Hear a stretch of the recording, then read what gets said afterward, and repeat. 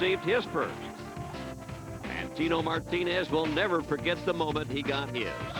This spring day marks the return of the skipper, who remembers that warm spring day 2 years ago when he basked in the glow of his first title.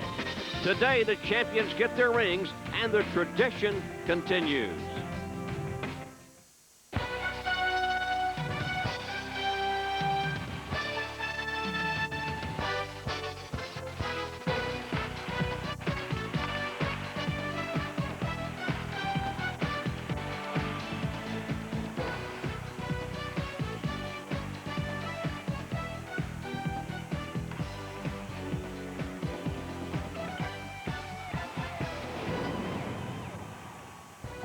Welcome to New York Yankees baseball on Fox 5. Today is ring day as the Yankees take on the Detroit Tigers in the final game of this three-game series and receive their World Series rings.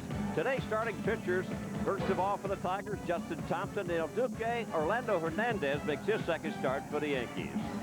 What an emotional day it is as you take a look at that beautiful 1998 World Championship ring. It features an interlocking NY set with 24 diamonds representing each of the 24 unprecedented World Championships on this franchise. Moments ago, one of the most emotional parts of this ring ceremony was the introduction of the skipper, Joe Torre, coming out and coming back to Yankee Stadium for the first time. Thank you.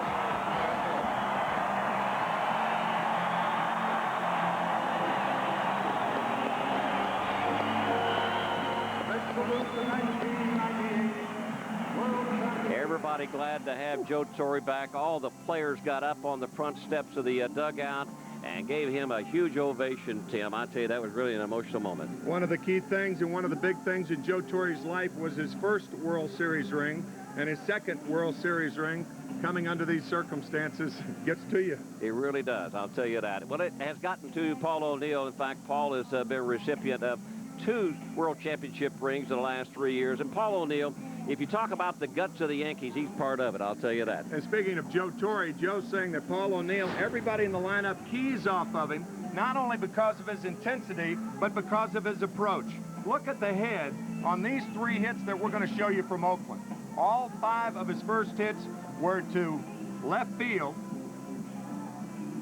And by having your head in that position, that allows you to finally turn on a ball. A double against Brian Moeller yesterday, adding to the lead that the Yankees had. I'll tell you, his form, he had a terrible spring training, but his form now is picture perfect. Well, he batted only .208. So much for spring training when you got a veteran hitter like Paul O'Neill. 7 for 16 already on the year, and 5 of those hits are doubles for Paul O'Neill. Well, we saw the emotion on Joe Torre's face as they were announcing all the players and coaches. Can you imagine the emotion for El Duque Orlando Hernandez? Just a little over a year ago, he risked his life to defect from Cuba, and now he's experiencing something that 1,000 guys have never been able to do. You had a great line, Bobby. You said, here it is, time to receive the ring, and El Duque's warming up. Ladies and gentlemen, remember his first start back in Oakland last Tuesday. If he couldn't do it himself, and he did it 6 times, striking out 6, then his defense behind him would do it. Watch this play once again by Chuck Knobloch with Hernandez covering. What an athlete. And 7 1/3 in his first start for 1999 as he wins the game. In fact, that was the first win for the Yankees this year. He threw 120 pitches. He goes for number 2 this afternoon as we wrap up this 3-game series with the Tigers right here on Fox 5. First pitch coming right up.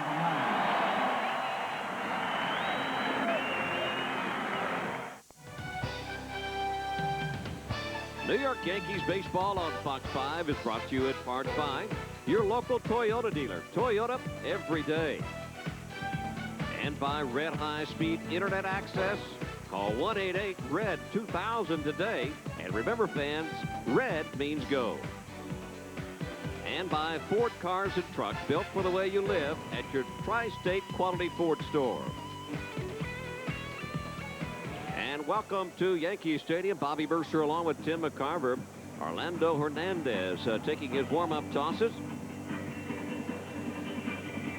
And El Duque will be facing the Detroit Tigers for the first time here in 1999. His first start against Oakland. Let's take a look at the Tigers lineup brought to you by Thumann's. It'll be Juan Encarnacion. Check that. Encarnacion. Greg Jeffries batting second. David Easley, Tony Clark, Dean Palmer, Bobby Higginson, Debbie Cruz, Bill Hasselman, the catcher this afternoon, and Brian Hunter in center field. And the same defense that backed up El Duque in Oakland. He won the first Yankee game of the year. And the reason we highlight the Yankee infield, they have not committed an error in their first 5 ball games this year. One of 3 American League teams not to have an error. What a terrific defensive team the Yankees are. They can beat you in so many ways, and defense is one of them. And one of the other 3 teams is right here this afternoon. The Detroit Tigers go along with Baltimore.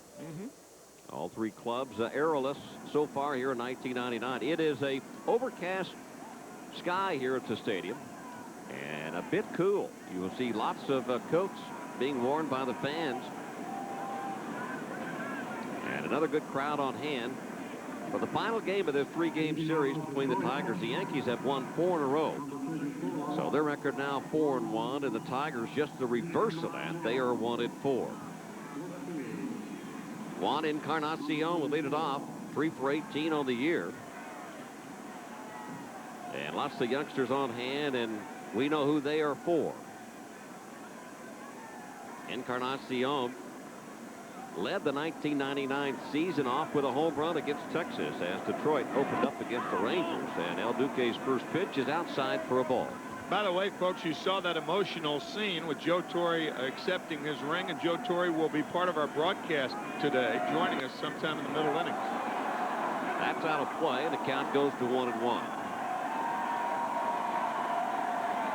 Yankee starting pitchers have averaged here early on almost 7 innings per game. Last year they were around the 6.2, just a little over 6 innings as Mel Stottlemyre looks on. And boy, Mel's got to be pleased with what he has seen so far here early on. With David Cone and what Roger Clemens did yesterday along with Jeff Nelson.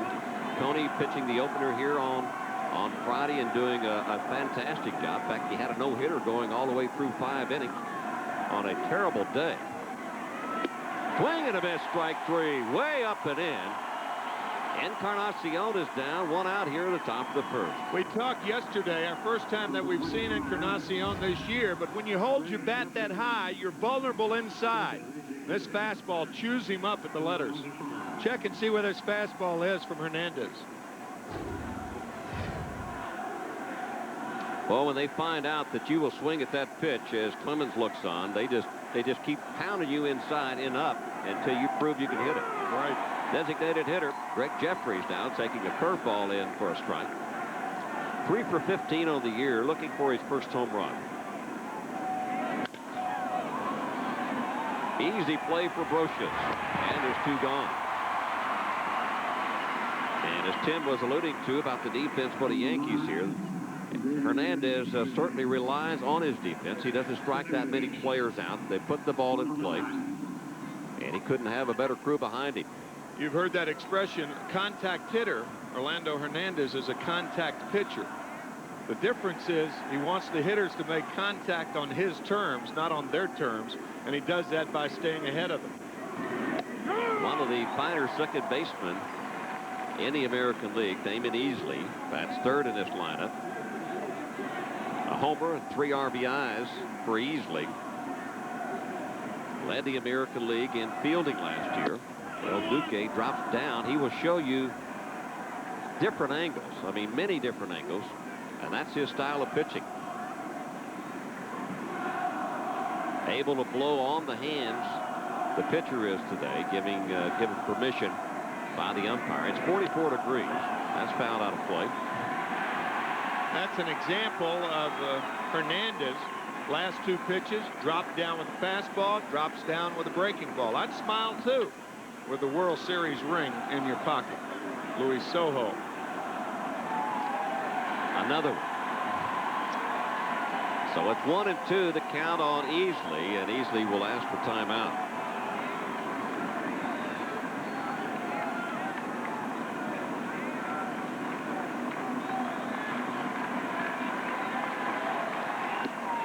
Way outside, and that'll leave the count up at 2-2. Check this out.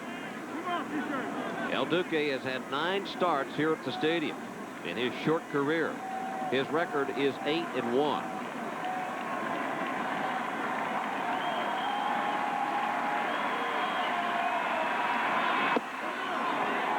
Easily able to hold up on a tough pitch outside. Now it's 3-2.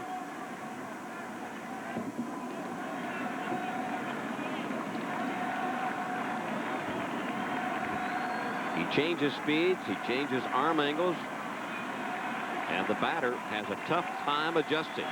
Swing and a miss, strike 3. El Duque strikes out 2 of 3 here in the top of the first inning. No score, Yankees coming up.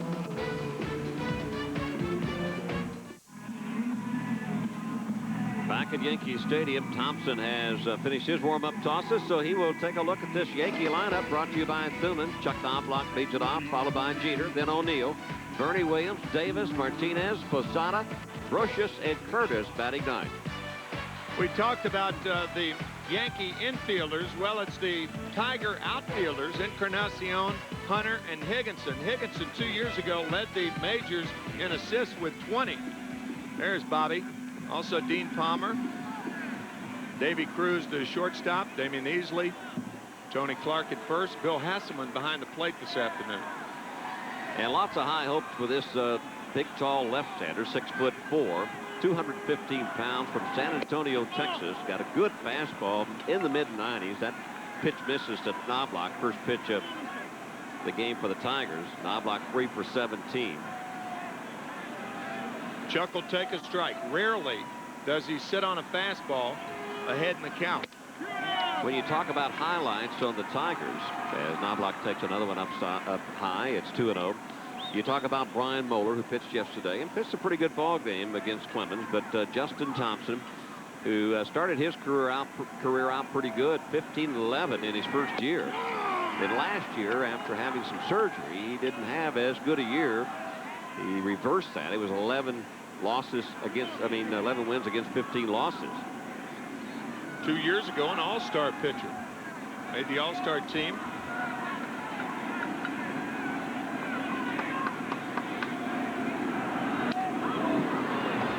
Knobloch fouls that one back and out of play. Now it's 2-2. Well, let's take a look at today's General Motors scouting report. Key is his curveball. Talking to Paul O'Neill before the game, saying that if Justin Thompson gets his curveball over, he's much, much faster. You have two things to think about. He'll throw an occasional changeup to right-handed batters. Main thing about Thompson is that he is healthy right now. That's that curveball missing way up high. That was funky right there. That's not your quality curveball, either rotation or location. This delivery right here is really messed up. It looks like he's on top too much. Looks like he threw that from a ladder.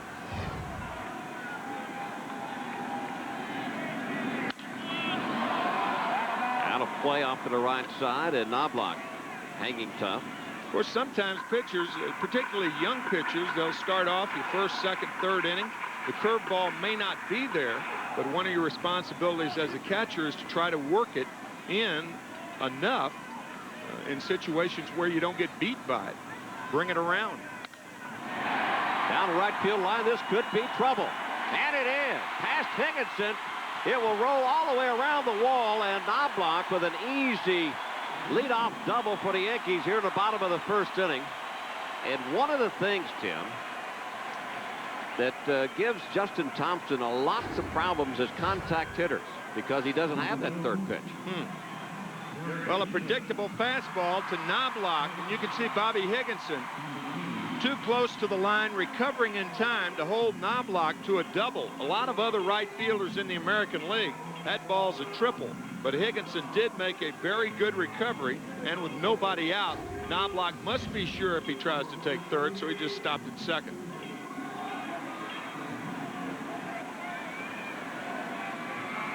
Derek Jeter now steps in for the first time. Jeter with a home run and 4 RBIs. Lifetime against Justin Thompson, he's batting .375. That'll get away from Hasselman. As Knobloch moves up to third, time was called because of fan interference. So now the Yankees Have a runner at third with less than 2 outs. Bill Hasselman, that ball just off the heel of the glove, or the thumb of the glove. That's a pass ball easily. It didn't look like he picked the ball up. Certainly Knobloch picks up another 90 feet. Might have been a cross-up right there. Hasselman out to talk to Thompson. First pitch with a man on at second base. Usually that's an indication that the pitcher crossed the catcher up, and he certainly looked like it when that ball, if you're looking for that local and you get the express, it can be very frightening. Good point. So an 0-1 count now to Jeter coming. Good pitch on the inside corner. Now it's 0-2. One thing that Jeter does well, along with a lot of these other Yankee hitters, is that he drives in runners from third base.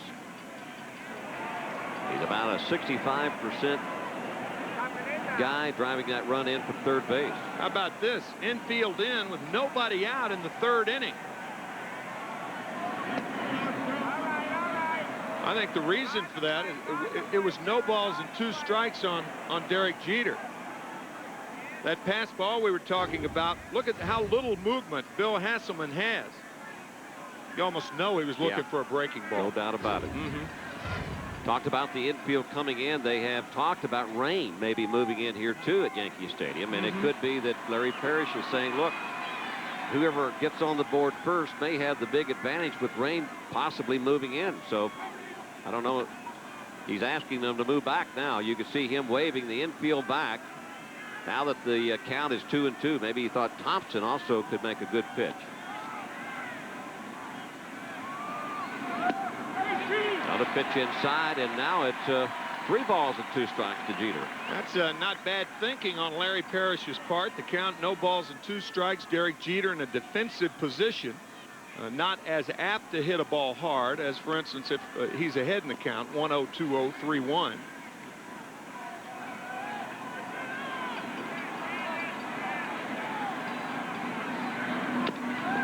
A little chopper, but it's foul.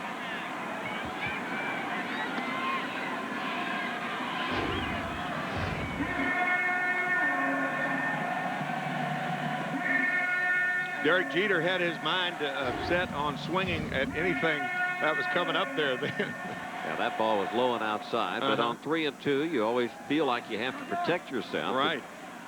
Chris Chambliss always with a watchful eye with the hitter up there. And another chopper off to the left side. Well, Thompson delivering that 90-plus fastball, and if he can get that curveball over, he also has a cutter. And he gets hurt with the cutter because something that Andy Pettit had a problem with, too. He gets to throwing it a lot, and it just gets to spinning in the strike zone, and it's not cutting much. Of course, his changeup is one of his better pitches. Down low, ball 4. Nice job done by Derek Jeter. Hanging tough, and now the Yankees have runners at first and third for Paul O'Neill. Larry Parrish, the manager of the Tigers, his first full year taking over for Buddy Bell, who was fired last September 1st. He is woefully short in the pitching department. Paul O'Neill very effective against left-handed pitchers, but Justin Thompson, the starter today, not effective against left-handed hitters last year. And a lot of people point to that being the major reason that he was 11-15 last year, 15-11 the year before. Just to back that up. And O'Neill, one of the hottest hitters for the Yankees, stepping in. Got in on the hands a little bit, but O'Neill goes the other way about as good as anybody. And that's how the Detroit Tigers outfielders are playing, Paul. You key off the center fielder. If you're at the ballpark and you see the center fielder playing toward left center or right center, that's generally an indication, because he's almost the outfielder that tethers the others with him. That's inside and low, so the count goes to 1-1. Well, you hope they do it. Yeah, right. You hope your right fielder and left fielder does that.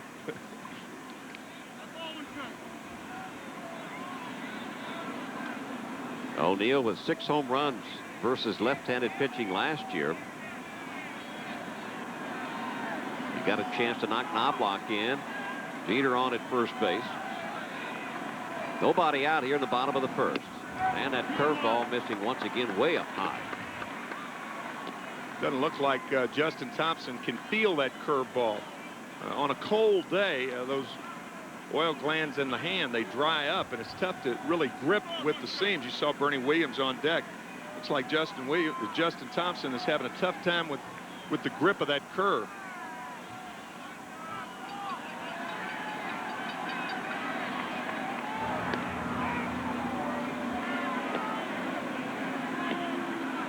Jeter's got speed on at first base, but taking a small lead. Jeter may stay to give O'Neill a chance to maybe drive that ball through the right side with that big hole. Swing and a miss, strike 2 now, 2-2.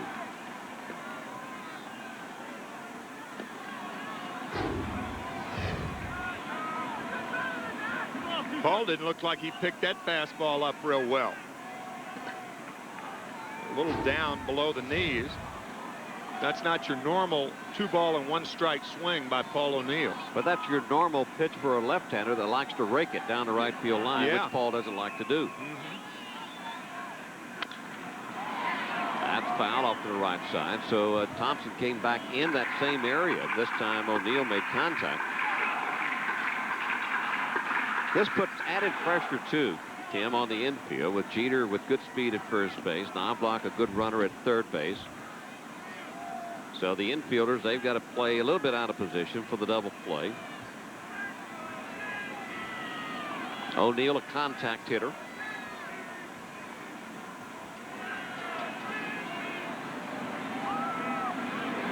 Hung one, and he lines it into center field.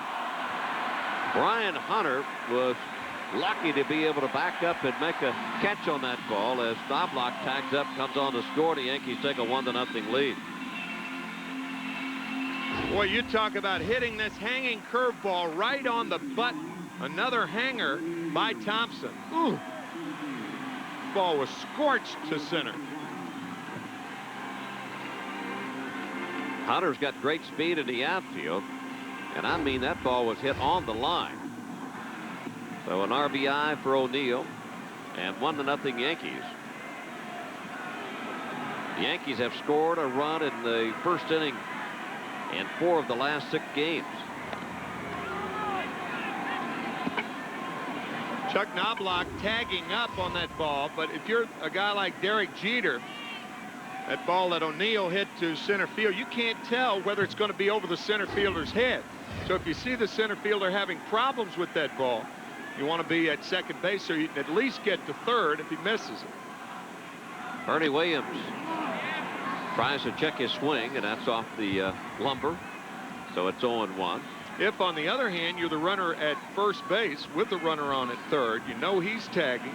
On a routine fly to the outfield, you're going to be tagging too to force the throw to second base. If they overthrow the cutoff man, that gives you 90 feet. Knobloch did his job. Got on base and scored. That's what he does best for this ball club. Besides playing a solid second base defense. Speed.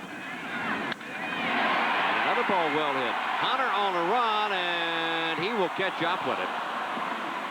Right in front of the warning track as he bangs up against the wall, and Jeter goes back to first base. So Bernie couldn't have hit it any better, just in a better spot. This ball an outside fastball, and you can see Bernie Williams reaching for that ball. It gives you an idea of his strength.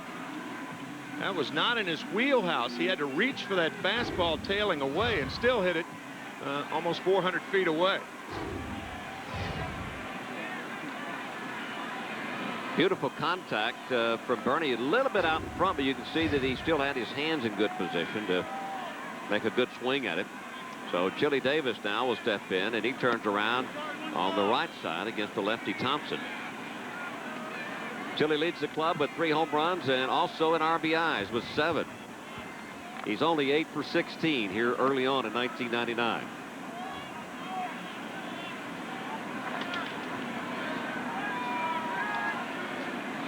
Jeter still a worry over at first base for Thompson.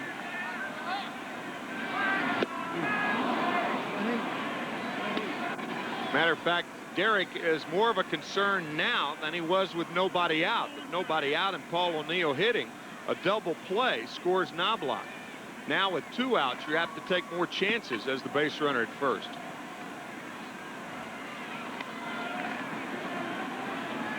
Jeter with 30+ stolen bases last year, along with Knobloch also with 30+.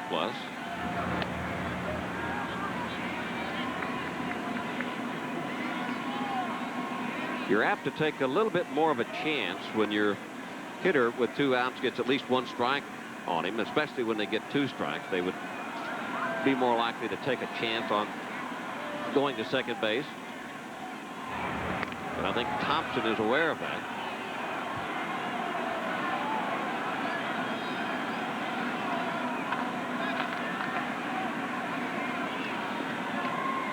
Yankees seem to always have the pace of the game in their favor. Quick outs and long ends. Long ends, long offensive ends. Yeah, right. Certainly so in this 3-game series. Now they can make pitchers go to first base a lot. Their hitters take a lot. They run a lot of deep counts. They make the defense stay out there a lot. Much like a good offensive football team will make a team. They may not score, but from the 20 to the 20, that defense is out there, and ultimately in the 3rd and 4th quarter, they get them. Cat and mouse game now being played by Thompson and Jeter. This line into right field, so Davis continues his hot hitting. Davis with a better average from the right side than from the left side, but most of his ABs have come early on from the left side. Chile, one of the rare switch hitters who is a good low ball hitter from both sides. It used to be that if you were a switch hitter, you were a good low ball hitter left-handed, good high ball hitter right-handed. Chile likes it down both ways. Where do you let up? I mean, all right, Tino Martinez is coming up now. No soft spots. There's no soft spots in this lineup. Zimmer in a long conversation with Chuck Knobloch, and Tino will try to drive in Jeter at second. There's a breaking ball in there for a called strike. Tino with a home run in this series and a couple of RBIs.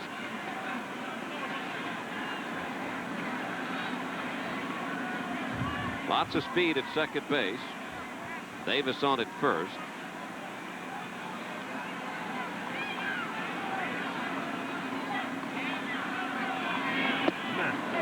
Always remember, as we mentioned, that Thompson has more problems with left-handed batters than he does right-handed batters.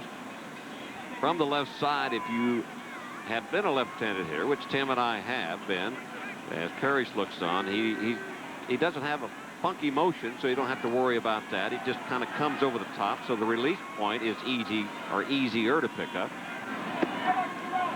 And if you go up there with the idea that you got to take away 1 of his pitches and you can only look for 2, you know, it's big help. Or take away 1 of his locations. If, for instance, a pitcher is used to throwing the fastball out away from you, then that eliminates the pitch inside, so you just look away. And the breaking ball, each time he's thrown the breaking ball, it's been way up high with just a bit of spin on it with no break. This was another high breaking ball, and now he's in the hole to Tino Martinez. Looks like his release point on the breaking ball is way behind him or something and not out in front. Yeah, it does. It does not look normal. Posada waiting on deck. 3-1 count coming to Martinez.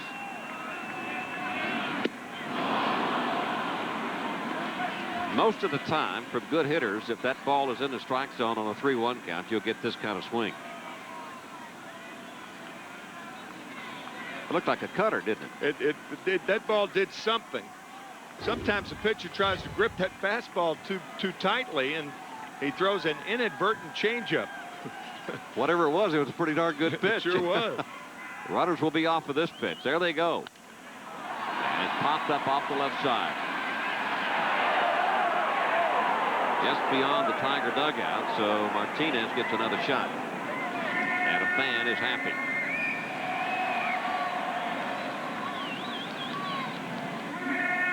These last 3 days have been extremely emotional for the fact that it's just raising of the flag on opening day, the fact that it is opening day. And Scooter was here, the chairman of the board was here, Yogi was here for the first time in 14 years. This afternoon, the ring ceremony.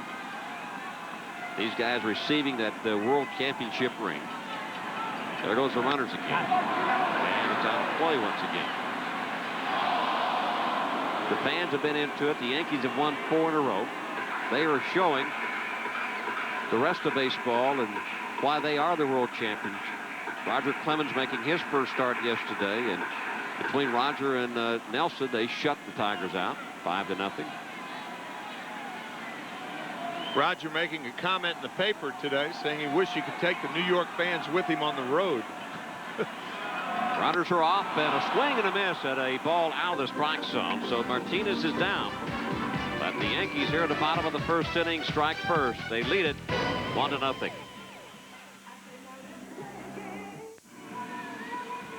Welcome back to Yankee Stadium. Yankees lead it 1-0 over the Tigers. And before today's ball game, Don Zimmer receiving his World Championship ring. Of course, Don has been hobbled by that right knee and the soreness. He makes it right. I should have brought this to you. I'm sorry. Thank you. And of course, the American League president, Mr. Dr. Gene Booty, apologizing to the skipper Don Zimmer because he's had horrific pain in that right leg, and it's hard for him to walk around.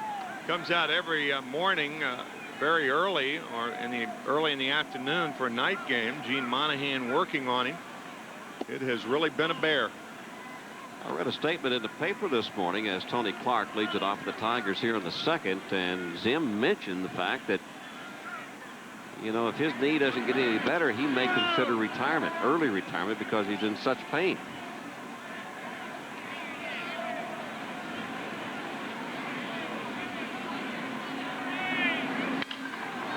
Clark with that big swing sends one down the left field line.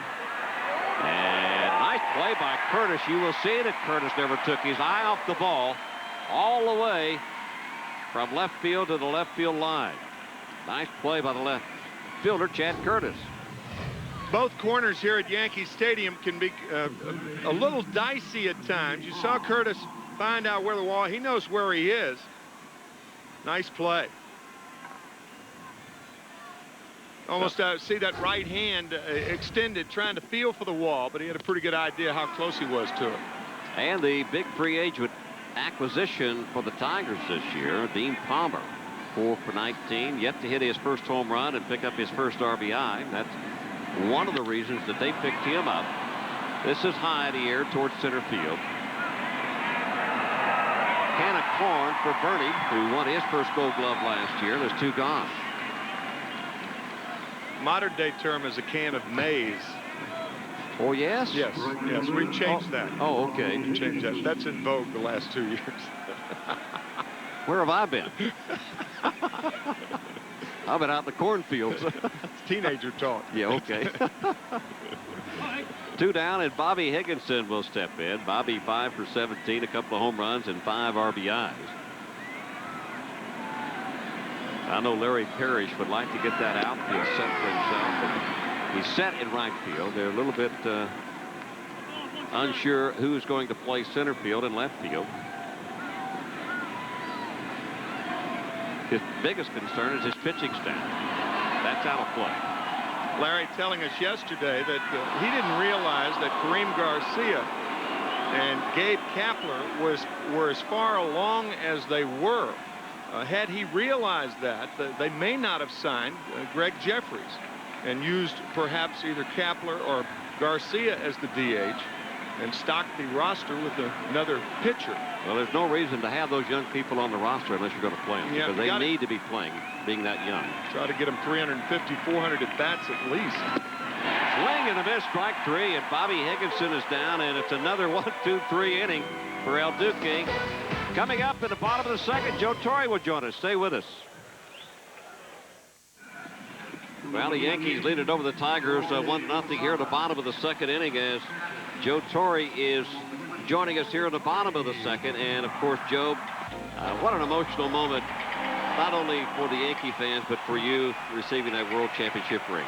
No question, Bobby. When I come out of that dugout, I expected to walk out to see the president, and all of a sudden, the way the fans reacted, I just started this little trot, which sometimes people can't tell whether I'm running or walking anyway.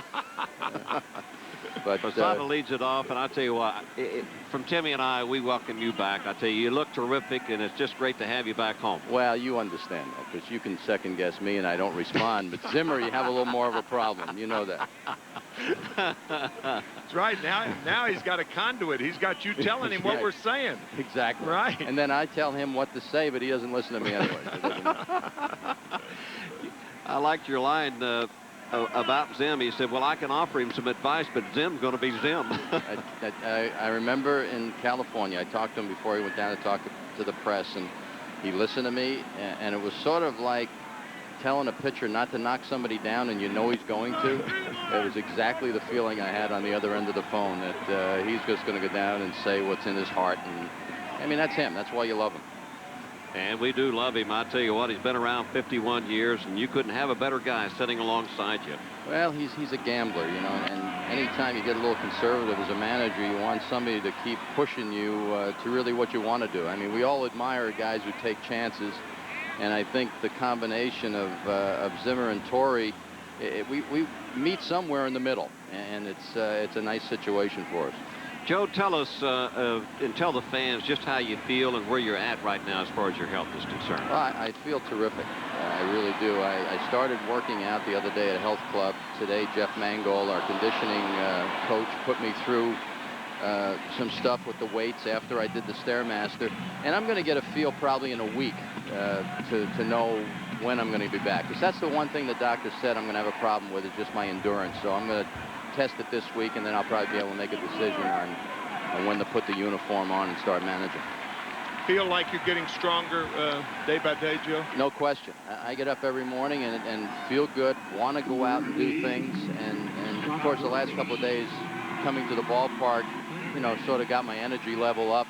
But after the working out, I have felt fine. You know, even though I'm not killing myself at this point in time, I'm stepping it up a little bit each time.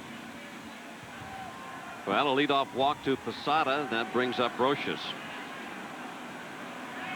2 World Championship rings in 3 years, Joe. Quite an accomplishment for this ball club and for you guiding it. I mean, you are the mix. You are the chef that really stirs the ingredients. But, you know, last year they talked about with your record-setting win season and also the World Championship, they talked about, is this the best ball club the Yankees have ever seen? But I'll tell you what, if it isn't, it's the best 25-man roster I have ever seen. I think that's the whole thing. You start. I misspoke at the parade last fall when I said these are the best guys that ever played the game. I can't compare our individuals with the 27 Yankees, but as a team and what we accomplished, sure, the rules are a little bit different because expansion, but we still had to win a lot of ball games.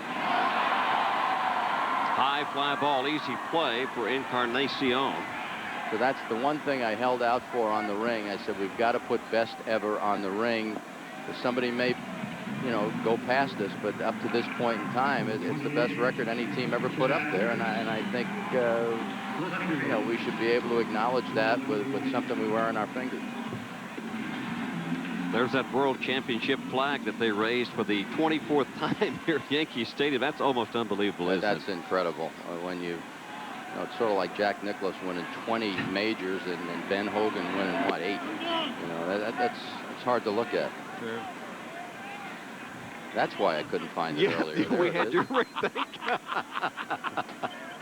That's Joe's ring, and he was so gracious to let us take a look at it and shoot it for you fans so you could take a nice look at what a 24 World Championship ring looks like with 24 diamonds on it. Do you have it on now? I do have it on now. Oh, that is gorgeous. And it jumps at you. And it was fun watching Brocious, you know, just flashing it in front of everybody's face. You know, That's right. here It's it his is. first one. His first Right. one. And then when I went in the clubhouse after the ceremony, Roger was in there, and I said to Roger, I said, well, it's going to be tough to top this one, but maybe we'll try next time. And you know, I know when I went to St. Louis over there, Timmy, with you guys in '69, I was envious. I see those rings on the wall on your fingers, and it was something I never had. In Roger's eyes, I saw hunger. I didn't see envy, and he was very determined at this point in time to get one for himself. Part of that hunger you saw on the mound yesterday too. Yeah, that's what he's all about. That, you know, everybody says, you know, how can you be better than last year? And again, taking nothing away from David Wells for sure, but you know, even David Wells, when we made the deal, understood you have to trade for a guy like Roger Clemens. Besides that, you have El Duque here for the full year. You've got Chili Davis, who missed every game except for 35. I mean, those are things that you didn't have all of last year. Curtis is down on strikes. And plus, I think Knobloch just getting settled last year. I think he's going to have a better year. And also, you know, Jeter's a year older and Posada's a year older. So in those two areas, I think you're going to get a little bit more. And all the hitters continue to feed off Paul O'Neill, right? Is he great? You hang your hat on Paulie all the time. And you know, you talk about when I first came over here, everybody's talking about how selfish he was. And then you sort of evaluate yourself and you realize if passion is going to equal selfishness, then I don't know what I'm talking about. But he wants to get a hit every time up. I don't think there's anything wrong with that. Talking about being unselfish, you two guys have been able to be behind the plate. What about your combination between Girardi and how Girardi has helped Posada?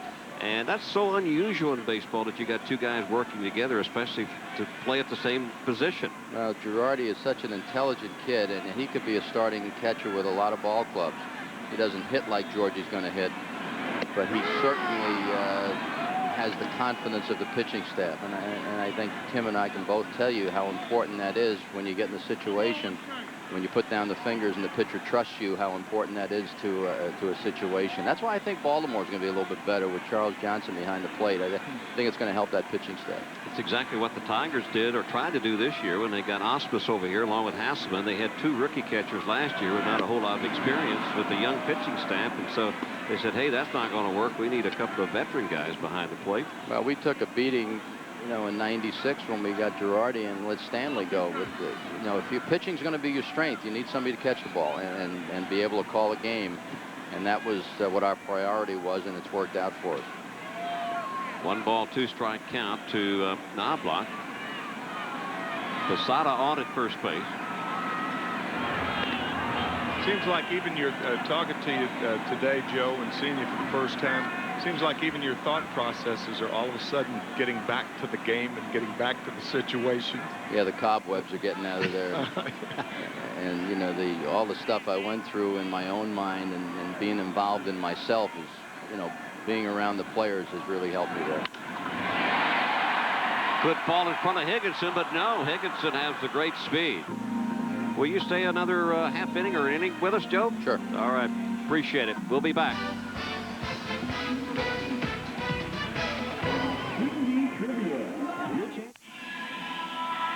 Well, back here at Yankee Stadium, Bobby Mercer along with Tim McCarver and also the skipper, Joe Torre, as we talk baseball and welcome Joe back to Yankee Stadium. Hernandez, I mean, this guy just keeps getting better and better and better. Warren Spahn talks about, you know, hitting its timing, and the pitcher's job is to upset the timing, and that's a perfect example of what El Duque does. He throws so many different speeds.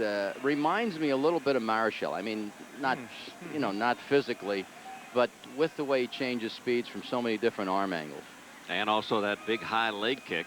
Yeah, the difference between the two was Marichal had the straight high leg kick with his left leg, and El Duque, of course, with, it's like he's almost knocking himself out. And he's quick. But yeah. And he's quick with that.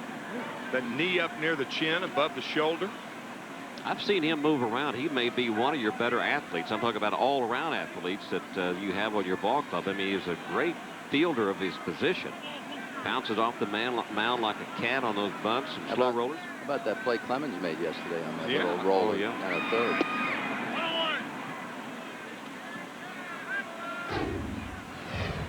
That leg kick that we were talking about. Oop. God, if we tried that. Oh, can you imagine? We'd never get it down. Once you got it up there, we'd have to stay up there. That'd be all there was to it. That'd be everything. This could be trouble. Now Curtis able to run it down in left center field. So Cruz is gone, and well, talking about left center field, Joe, you still have competition out in left field for your ball club. Well, again, Curtis, you know, he bides his time. He understands in spring training we're going to try to find out things about different players, and he just sits back there and says, well, if you put me in there, he doesn't say it, but you can read him. Put me in there, I'll do the job. And the only thing that hurt him last year was that when he signed our for that contract, I think he felt he had to be more than he was supposed to be. How about somebody being more than what he was supposed to be? How about Scott Brocious in the year he had for you last year, and of course the most valuable player in the World Series? It's a great story. We didn't have any idea what we were going to get in Scott Brocious. When he came to spring training, we saw how well he played defense. You know, this is an everyday occurrence. And then the hitting, what a bonus that was. And I remember talking to Billy Beane, the general manager out there in Oakland. He was talking about hit and run guy. He can do a lot of things, and he was right. I mean, he could swing and miss 10 times and then hit a ball behind the runner and get a base hit. He knows what he's doing with that bat. Brian Hunter, the 9th place hitter. That's normally not a good play with 2 out and nobody on, but somebody who can run like Hunter, you'll take the single to try to stretch into a double. Well, he takes that pitcher out of his game, too, by having him keep an eye on him at first. He better read the scouting reports on El Duque, how he fields those bunts, too. May not be as easy as it looks. 1 ball, 2 strike count to Hunter.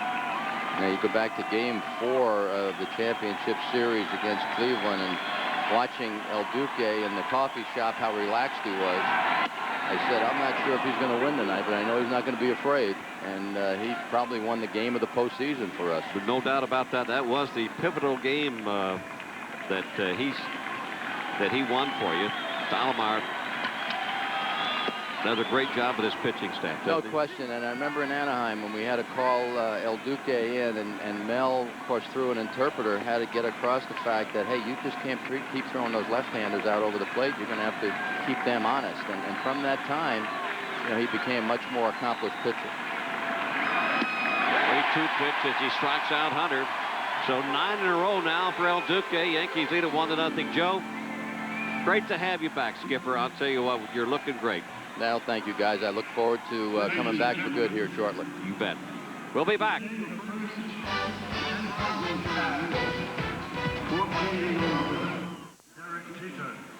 All right, the Yankees lead at 1-0 here in the bottom of the 3rd, and Jeter comes up for the 2nd time.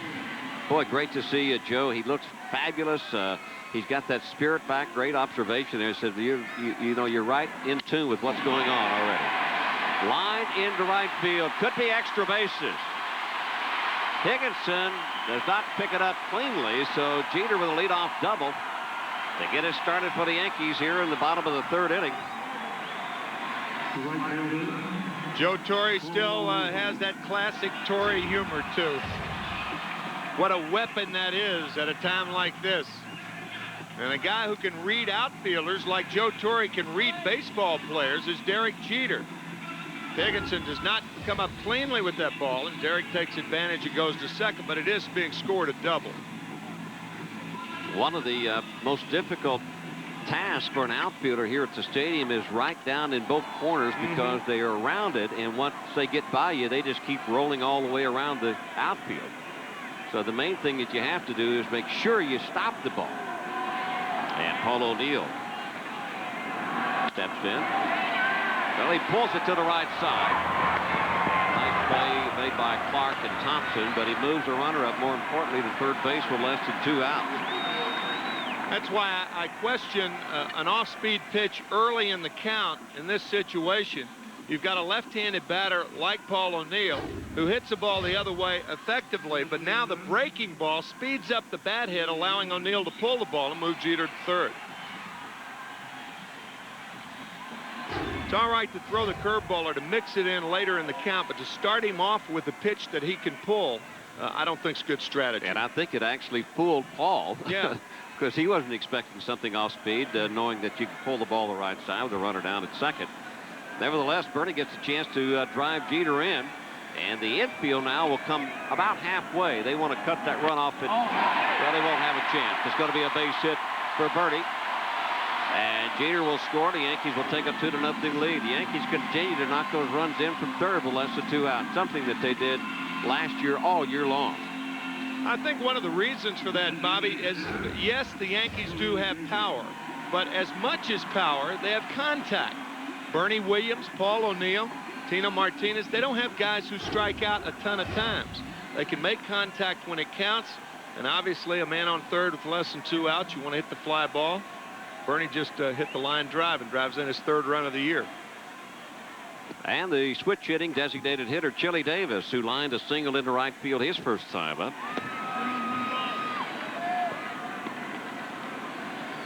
Fox 5 of the Toyota dealers are proud to present World Championship New York Yankees baseball, now available on the SAP channel of your television. Don't miss it.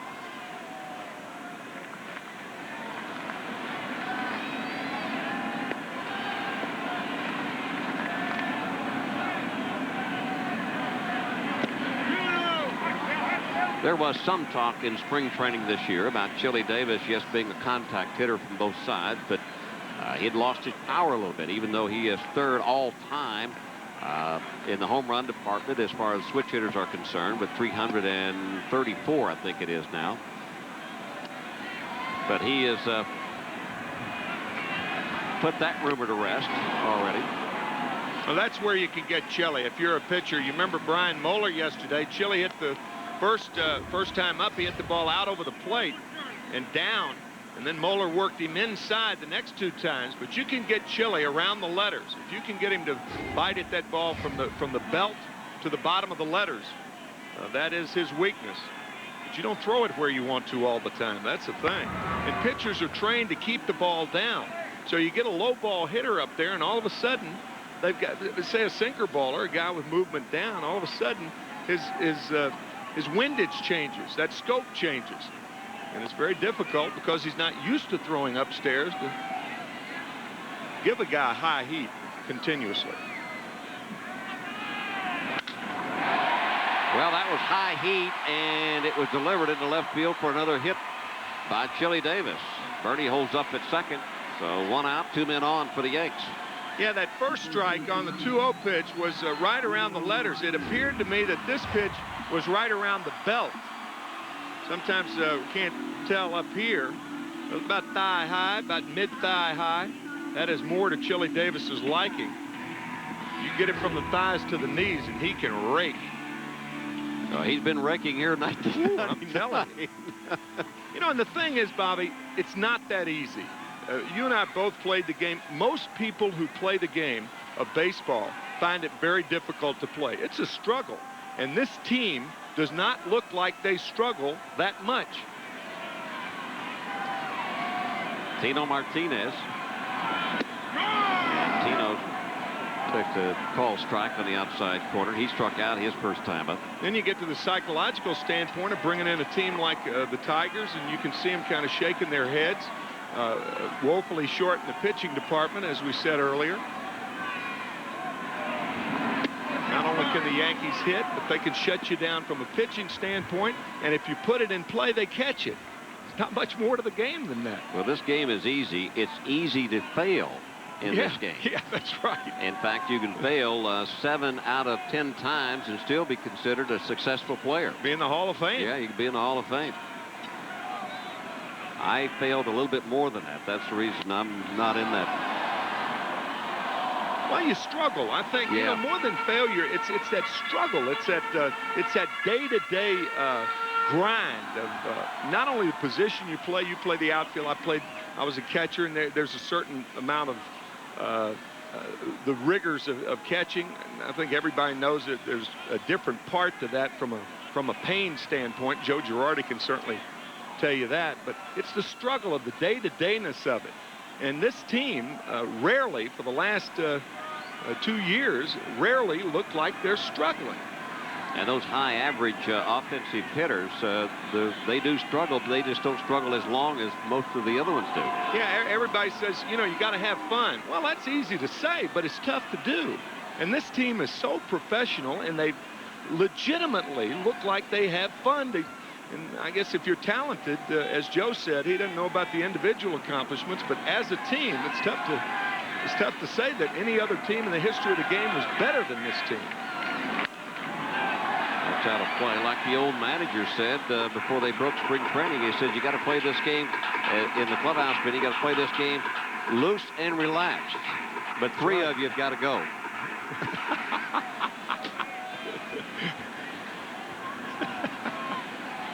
That's great. 1 ball, 2 strikeouts to Tino. 2 men on. Yankees lead it 2-0.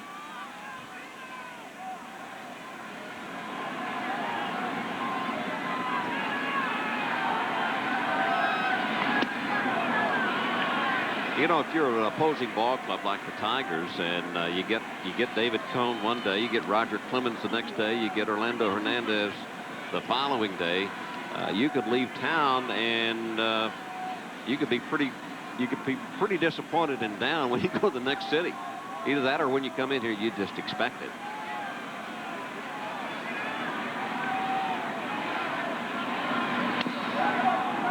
Keep looking for flaws on this ball club, and it's a real reach. I mean, you say, well, Graham Lloyd was traded to the Toronto Blue Jays, and they lack a left-hander in the bullpen. That's true. But, I mean, if that's one of the few things that's wrong with your ball club, I mean, and all of your other areas are so much superior than other clubs. Well, the big question when the Yankees made the trade, even though they got Clemens, was, well, you break up the chemistry. They had such great chemistry. Well, sure, they had great chemistry last year, but you can also have great chemistry in 1999. That's right. 18 of the 25, we've said it before, but 18 of the 25 have returned. One of the 7, Roger Clemens. Pretty good chemist in his own right. To say the least. One thing he does when he's not pitching, he is sitting in that dugout and he is watching and observing. Stottlemyre was telling me that he's got just a pile of papers on scouting reports, not only on the hitters, the players that is opposing him, but also the umpires. I mean, there are famous stories about that Dodger team. Don Drysdale used to tell me great stories. You know, it's one of those when pitchers weren't in the rotation, they'd be in sleeping on the training table. You know, it's one of those get the lights before you go type of deal, will you? And the runners were going. And it's ball 4, and the bases are loaded. And once again, Thompson loses a hitter that he was way out in front on. And that's going to bring the pitching coach, Adair, out to the mound. As a matter of fact, your old ball club, the San Francisco Giants, they had a pool table in the clubhouse. And in the old days, with Gaylord Perry and Juan Marichal weren't pitching, they were in shooting pool. Now, and you compare that to Roger Clemens and the intensity that he brings, watching everything that goes on, and no movement is missed. It was different in those days. You know, the pitchers were not guys that stayed out. I mean, naturally they rooted for the ball club, but they weren't guys, they weren't regular players. They were pitchers. I know when I played in San Francisco, in between innings, I would spend my time in the sauna. Yeah, well, of course, just to warm up so I could go out for the next inning. Man. At Candlestick, and of course we've mentioned that the Giants will be gone from Candlestick Park next year, Pac Bell Park, in the year 2000. Jorge Posada will step in with the bases loaded. Another runner at third with less than 2 outs for New York. They've been successful every time so far, and that's an off-speed pitch. Nice stop by Hasselman.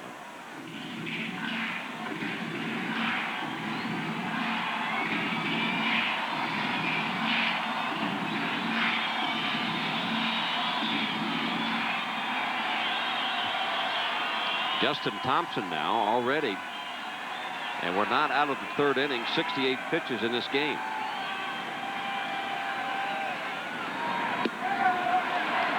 You've got to throw strikes. You got to pitch in front of the hitters if you want to be successful on the major league level.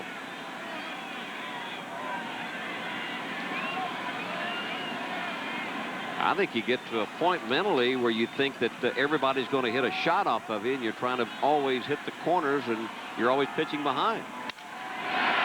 And then the few times, Tim, today that Justin Thompson has been out in front on a hitter, he was unable to put him away. There are a lot of young pitchers who can't get through their minds. You know, they try, but they're not experienced or confident enough to allow the guys behind him to play. We talked about Hernandez and how well he does. Try doing that at home, folks.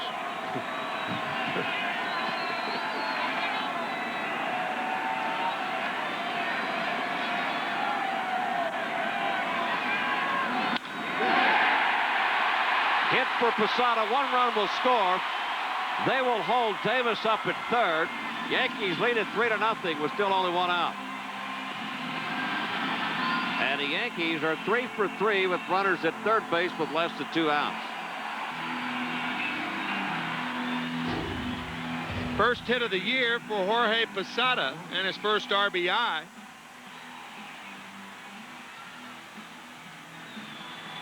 Didn't hit it hard, but even by not hitting it hard, no way to score Chili Davis. Chili had to hold up momentarily at second. The ball was hit low enough to where there might have been a chance to make the play, but Chili not a fast runner, so had to stop at third. And this is Brocious.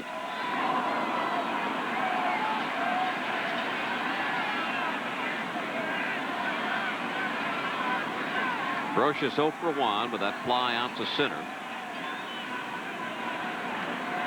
Got a chance here to break this game wide open.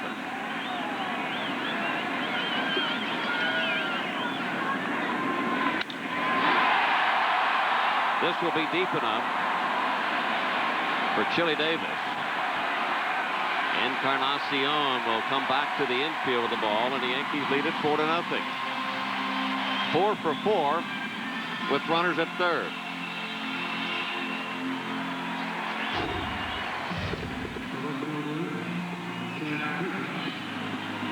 Looked like a little cut fastball to center field. Remember we talked earlier about runners, now they lead off and everything.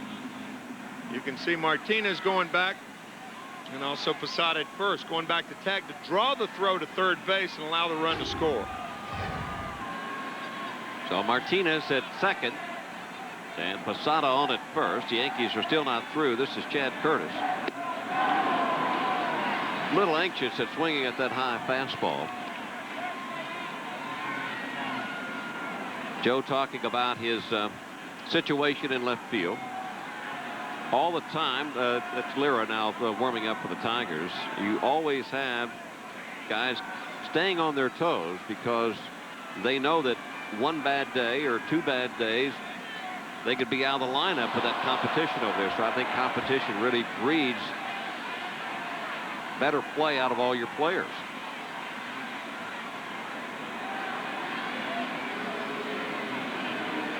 Certainly that's the situation in left field as Chad Curtis loses a bat on this curveball down. Chad Curtis starting the first game against Texas last year when Joe had his Ouija board going. By the time he got to Shane Spencer, Spencer homered a couple of times against the Rangers, and Curtis scored a big run in game 1. Seemed like any left fielder Joe put out there did something to help the Yankees in postseason play.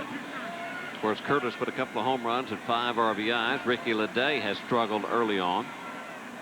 He got the start in the season opener. Shane Spencer waiting to really play full time. First time up for Shane Spencer. He got a base hit. He's got a great average against left-handed pitching. So if Zimmer had wanted to play Shane Spencer today, I mean, you couldn't gripe about that, right, obviously. Well, if you're a manager, those are the kind of situations you'd love to have on your ball club.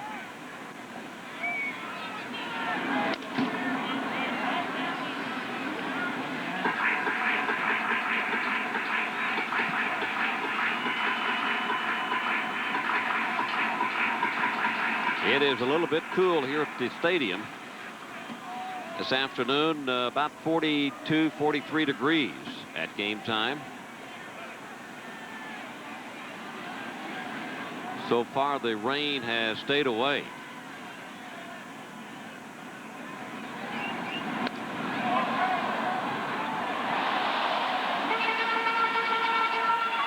Curtis is one of those hitters that when he gets a couple of strikes on him, he will choke up on the bat for a little bit more back control.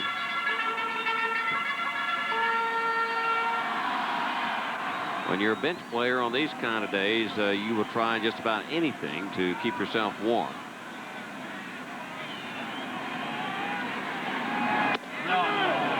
He did not go, and it's 3-2. So the runners will be going with 2 outs and a 3-2 count.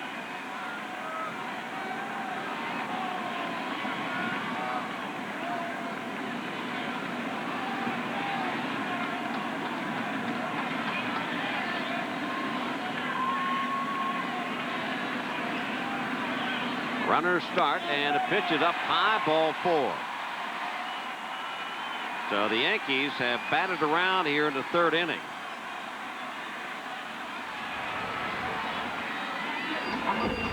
That's the 3rd hitter from the Yankees that Justin Thompson had been in front in the count 0-2 and ended up walking him, unable to put him away.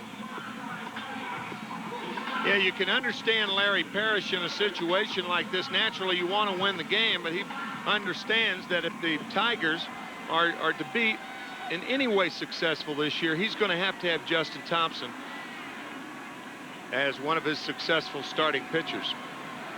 That's why he's still in there. Up high to Knobloch. Well, he's got Flory, who is hurt. Bryce Flory, scheduled to start here opening day, was unable to go. He had to start a right-handed rookie that had never pitched in the major leagues before. Seth Reisinger, a guy that they are hopeful of, and he's on the disabled list right now. Justin Thompson struggling here. Moeller pitched a pretty good game yesterday. The Tiger left-hander has just looked uncomfortable since the game began. Talk about a release point. I mean, he is all over the place.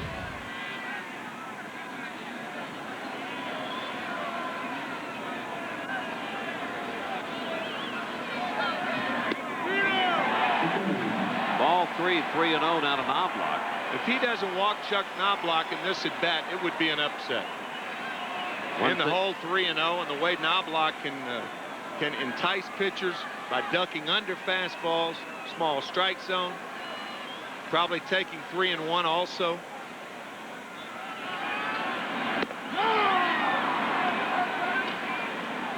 Why does a pitcher always throw a strike most of the time, 3-0, when they can't throw a strike otherwise? I don't know, Bobby. They seem to be able to find the strike zone as 3-0. Do they loosen up thinking that the hitter's not going to swing at it? Maybe. A high ball 4, so you're right, Tim. One thing Knobloch won't do, he won't swing at a pitch out of the strike zone. Martinez comes on to score. Yankees lead it now 5-0.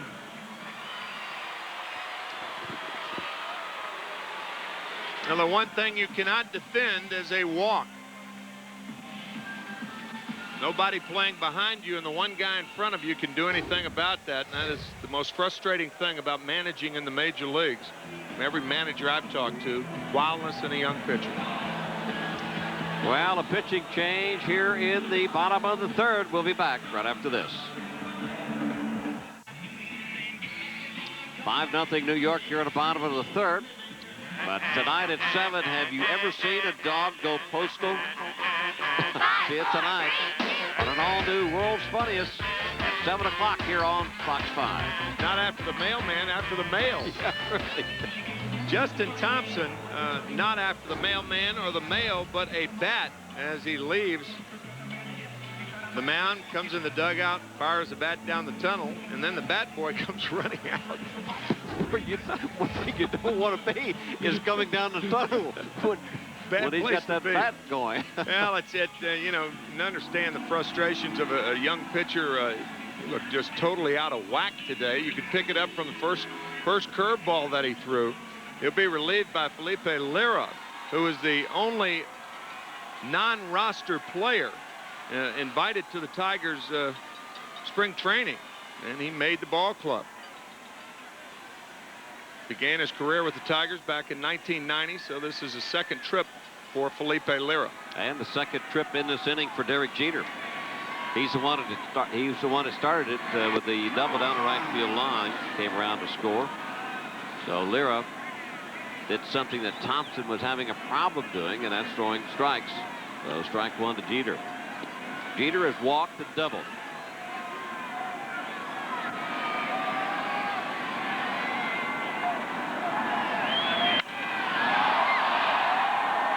High fly ball down the right field line. And Higginson did not make the catch. Back in the stand. For a moment we had to wait because we couldn't tell if it was in his glove or not. Yankees open the season in Oakland, the very toughest park in the major leagues as far as foul territory is concerned. And this is a hitter's dream that has certainly added to Yankee averages throughout the ages. Those foul balls, if they're barely foul, they're out of play. Only other park I can think about like that is Wrigley Field in Chicago. Or Fenway. Fenway, yeah, Fenway, with the pesky pole down the right field line. Now it's an 0-2 count to Jeter.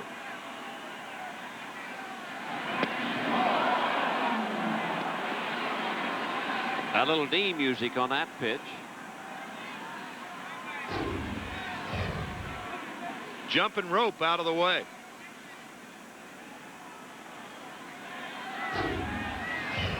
Lira pitched in 7 games at the major league level for the Mariners last year,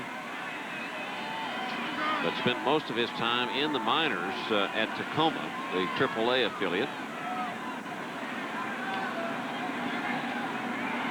Great opportunities for guys that are looking to break into a starting rotation or to a rotation around baseball.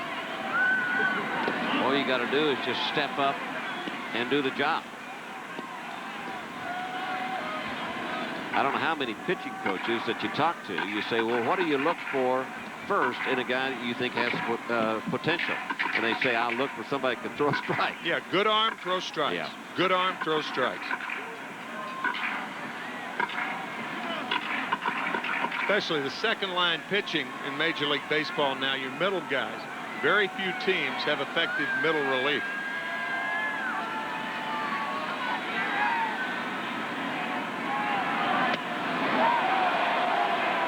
And like Justin Thompson, Lira had Jeter 0-2. Now it's 3-2 with 2 outs.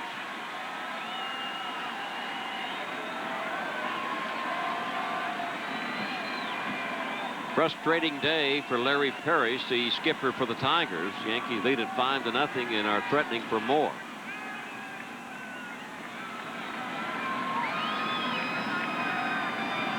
The runners take off, and it's up high, ball 4, and a Tiger pitcher has walked in another one.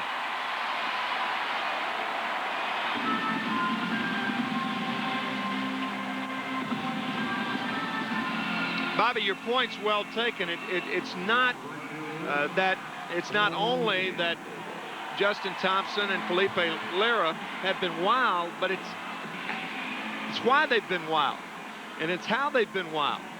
When you get a hitter 0-2, that's the time to bury him. We talked about 2 strikes yesterday. Roger Clemens had 16 hitters with 2 strikes.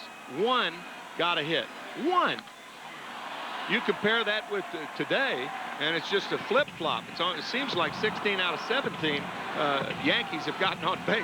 And it seems to me that Roger Clemens has won like 5 Cy Youngs too, right? Yeah, that's right.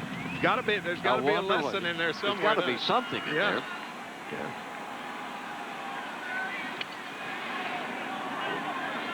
O'Neill looking for his first base hit, a sacrifice fly, RBI in the first, grounded out in the third.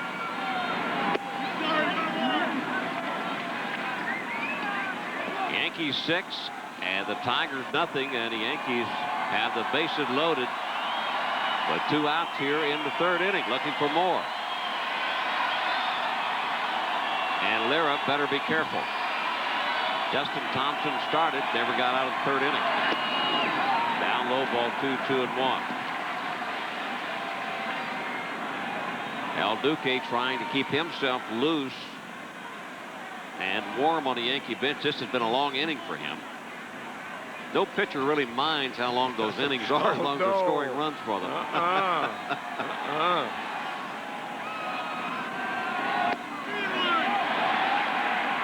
it's 3-1. This is about as dangerous a situation as a pitcher can be in, because Paul O'Neill, one of the more opportunistic hitters in the major leagues. He'll look for something on the inside part of the plate and try to pop it out of here. That's a perfect pitch on the outside. O'Neill, obviously, like you say, zoned in for a particular area, and it was out of that area, so he let it go. Yeah, you're not only looking for a strike here, you're looking for your strike. He didn't get it, so he took it. Another 3-2 count. Runners will be off. There they go. Ground ball, right side, pass easily into right field. 1 run will score. Here comes Knobloch. He will score. And the Yankees take an 8-0 lead. And they're still batting here in the bottom of the 3rd.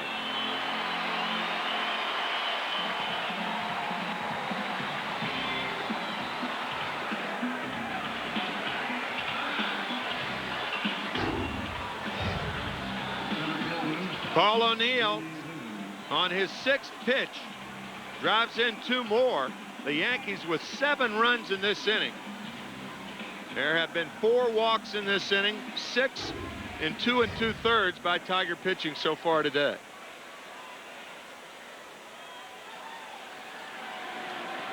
Yankees shut the Tigers out yesterday 5-0, and Bernie steps in.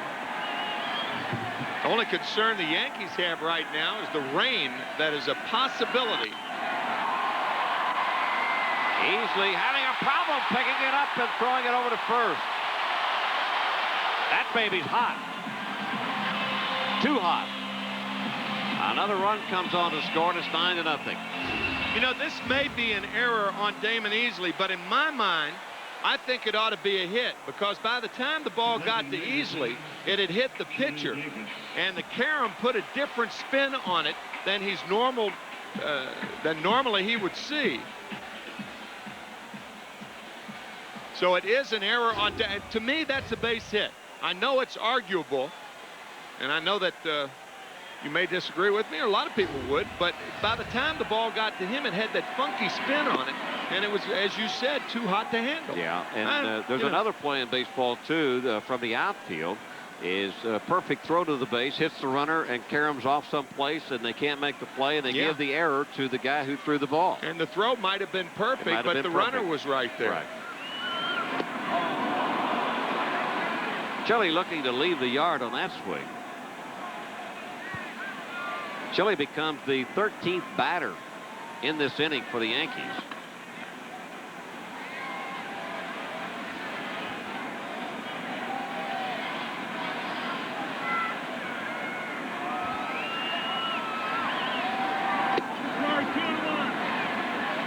That error coming from the second baseman Easley, who led all the American League in fielding last year as far as second basemen are concerned. We mentioned it in game 1. He once had last year a 59 game streak, errorless game streak. I'm not making excuses either, but the infielders and outfielders have been out there an awful long time. I say that I have been there before. You lose concentration. Sure. Because of this long inning, this 13 guys have come to the plate here. Pitchers are 3-0, 3-1, walking to lots of batters in this inning, and you lose your concentration. During this half inning, Ramiro Mendoza could have pitched a complete game. Yeah. And speaking of Mendoza, well, we'll talk about Mendoza. As Clark flips to Lira. Finally, this inning is over with, but the Yankees come up with 8 big runs against this Tiger ball club. We've played 3 here at the stadium. El Duque with a 9-0 lead. Well, it's 9-0 here at the stadium. But tonight, what's behind Homer's talent? At 8. Then at 8:30, the Family Guys, a real showstopper. The Simpsons and the Family Guys starting tonight at 8 o'clock on Fox 5. Bobby, this afternoon, you have a case of the perfect in Hernandez, who has a perfect game through 3, and the imperfect with the Tigers. That third inning was absolutely dreadful, and we mentioned in the third inning the only problem the Yankees would have is the rain. And sure enough, between innings, the skies opened up. The forecast is once it starts raining this afternoon, it's supposed to keep going until about midnight tonight. But on the other hand, these two teams could not play in any worse conditions than they played in on Friday. And we still have a lot of turfus left here at the stadium, just in case we need it. Well, you know, they used up about 23% of all. 5 tons. Yeah, 5 tons of that turfus on Friday. Juan Encarnacion, fine play by Brocious. Wow.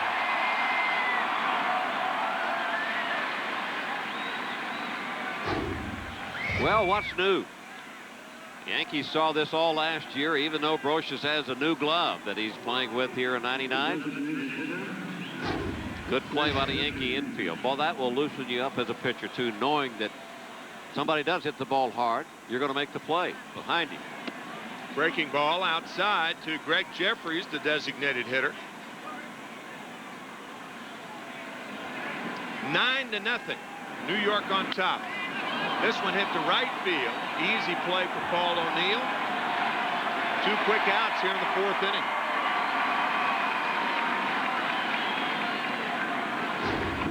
It's a good swing by Greg Jeffries, but you will see just a bit out in front of this.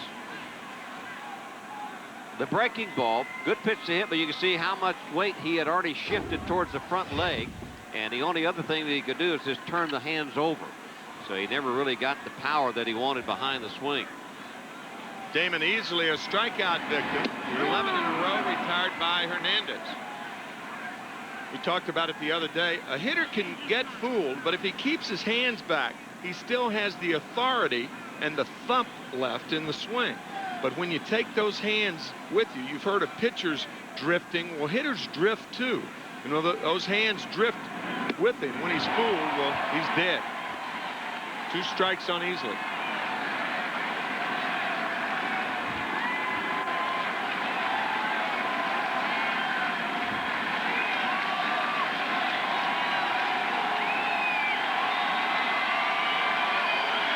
Well, El Duque doesn't look like he is feeling any of the effects of that long inning. The inning before.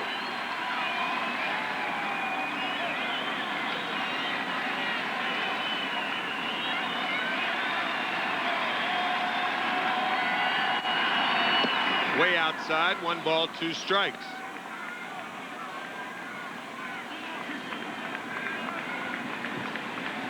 Tony Clark on deck. 9-0 New York here in the 4th. Easley holds up 2-2 to Damian Easley. 16 months ago, this man was toiling for $8 a month. Today, before the game, he received his World Championship ring. 3-2 to Easley. And just to add some more drama to that, the fact that he risked his life along with a few others to defect from Cuba as they get out into the waters, ended up in a Caribbean island. Now pitching for the Yankees. What a story. Strike 3 called. 5 strikeouts for El Duque. 12 in a row retired. The Yankees thumping the Tigers 9-0.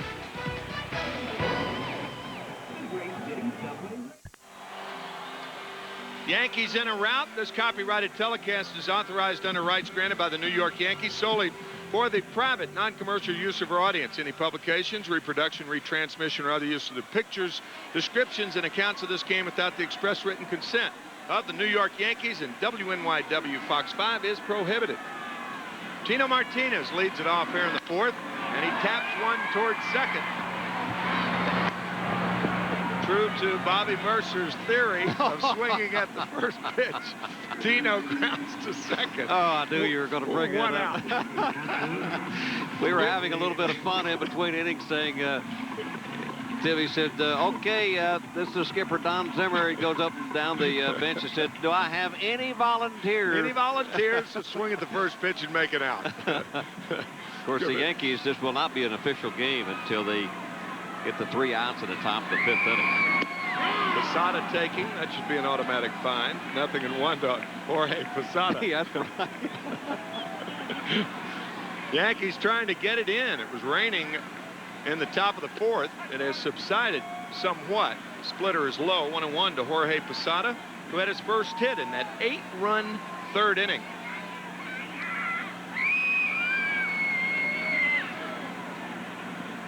Of course, you know, the manager wants the win. That goes on his record. You want the hit because that goes on your record.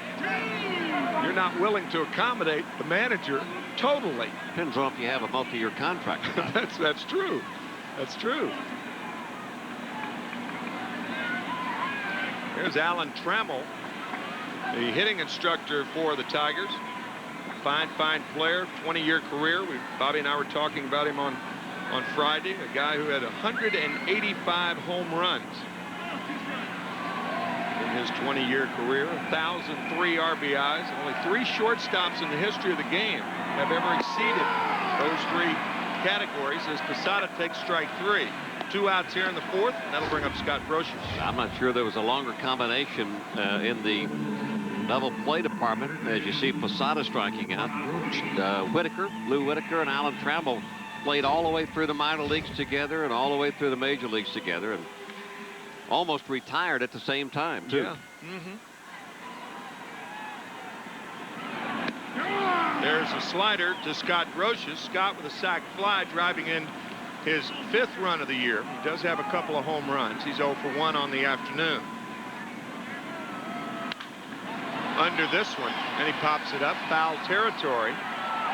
Dean Palmer, near the photographer's well, to make the play. The Yankees go in order, in complete contrast to inning number 3.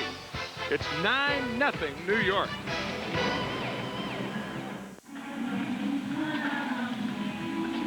Orlando Hernandez becomes the 5th right-handed starter. Make that the 6th right-handed starter for the Yankees in this early season. As our Major League Scoreboard brought to you by Continental Airlines. Tampa Bay over Boston. The Red Sox out of the chute, 5-0 going into today's game.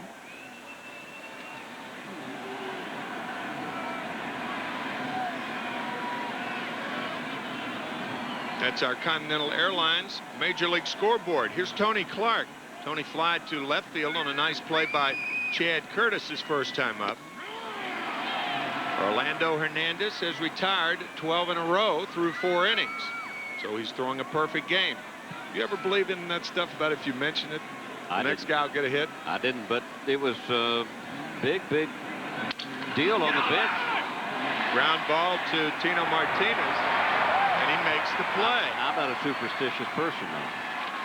Nor am I. I thought the funniest thing about David Wells, or among the funny things about David Wells' perfect game last May 17th, was when David Cone, while going out in the 9th inning, David said, "Don't walk anybody." There's Coney. Coney and David Wells, very, very close friends. David almost a father figure to David. David to David. And Dean Palmer fouls it back. 0-1 to the Tiger third baseman. Well, you were mentioning about all the right-handers starting for the Yankees this year. Of course, Andy Pettit's the only left-hander in this rotation, and he is on the disabled list. Scheduled to pitch at AA Norwich tomorrow. And depending on how that goes, then Andy says that he possibly could be starting for the Yankees next weekend in Detroit, maybe on Saturday. But another factor, too, Mendoza got to start in Oakland, pitched well, and he's going to start Tuesday here against Baltimore. But Mendoza starting one more time for the Yankees. Breaking ball outside, a ball and 2 strikes to Dean Palmer. The rotation for the Baltimore series, Mendoza, Cone, and Clemens.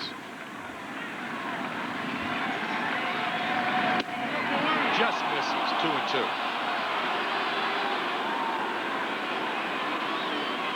So quiet Ramiro Mendoza is that if you didn't see him in uniform, you probably wouldn't know he was here.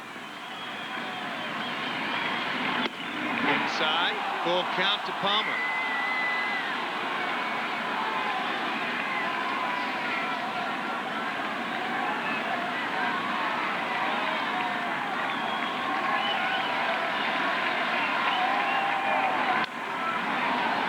Still 3-2.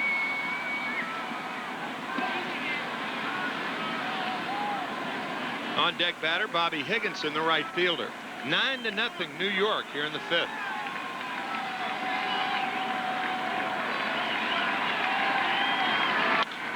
Popped up right side. Easy play for Paul O'Neill. It was Paul O'Neill who recorded the 27th out last May 17th. Orlando Hernandez has retired 14, the first 14 this afternoon. From a player's standpoint, I really don't think you get into that no-hitter until a little bit after the 5th inning. So after this inning here, if the Yankees and the rain will stay away, then the players, I think, get a little bit more into that no-hitter that El Duque has going. Bobby Higginson takes low.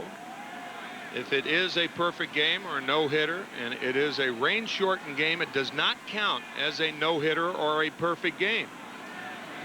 Matter of fact, Melito Perez had a 5-inning perfect game. I think it was 5 innings for the Yankees about 5 years ago, 5 or 6 years ago. And initially it had counted. David Palmer, the Montreal Expos, had another one against the Cardinals some years back, a dozen or so years back.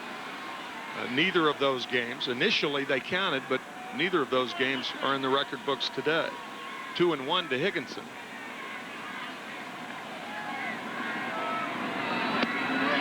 Outside, 3-1.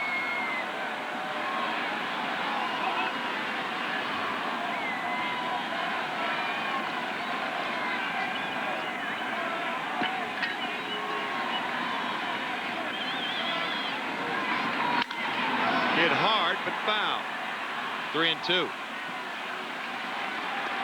The 4th 3-2 count run by El Duque.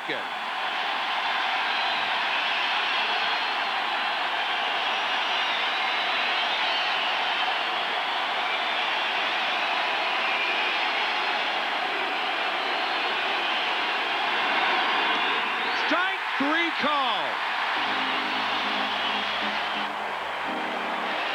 They know 15 in a row retired by Hernandez. 9-0 New York.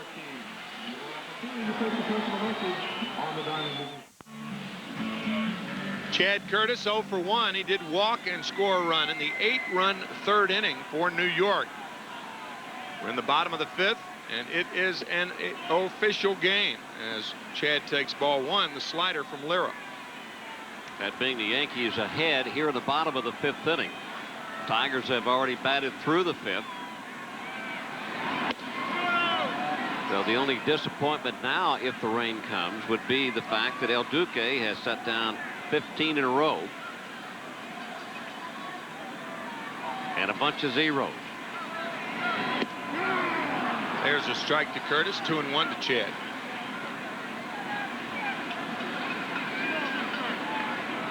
"15 in a row from the beginning of the game, as you folks know, is a perfect game thus far." 2-2. It is, I guarantee you, it's certainly true in the dugout. I mean, right now, guys are not looking at Hernandez in the eye. And Curtis down on strikes, a backup slider. 2nd strikeout for Lira. 1 out here in the 5th inning. Well, after Lira replaced Justin Thompson, he has settled down. He got the Yankees to go. The Yankees went for the first time 1-2-3 in the 4th inning, and here striking out with a good pitch breaking ball on Chad Curtis. All the guys trying to be a little cool about this. You know, he's got a long way to go. 12 more hitters to retire in order. Well, what is this with Soho? He looks like he's the canteen manager down there. Got candy for Leday. Hot chocolate for Romero.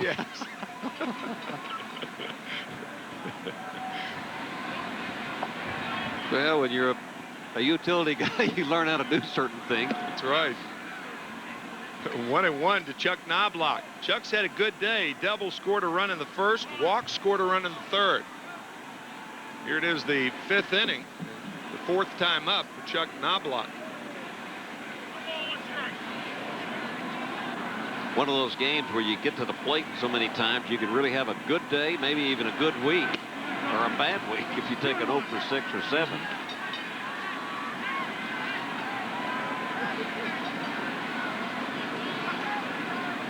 Everybody in this Yankee lineup has been on base except for Brocious. 3 balls, 1 strike.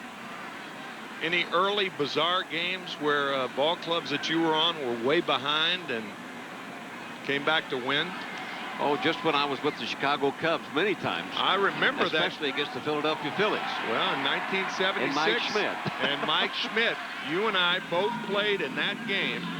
I played as a pinch hitter. You were a regular with the Cubbies. Knobloch walking. The Chicago Cubs were ahead of the Philadelphia Phillies 13-2 with 1 out and nobody on in the 6th inning. The Phillies won the game 18-16. Mike Schmidt hit 4 home runs, won the first home run against Rick Russell, the 4th home run against Paul, Rick's older brother. Can you imagine? Down 13-2 with 1 out, nobody on in the 6th, and end up winning 18-16 in 10 innings.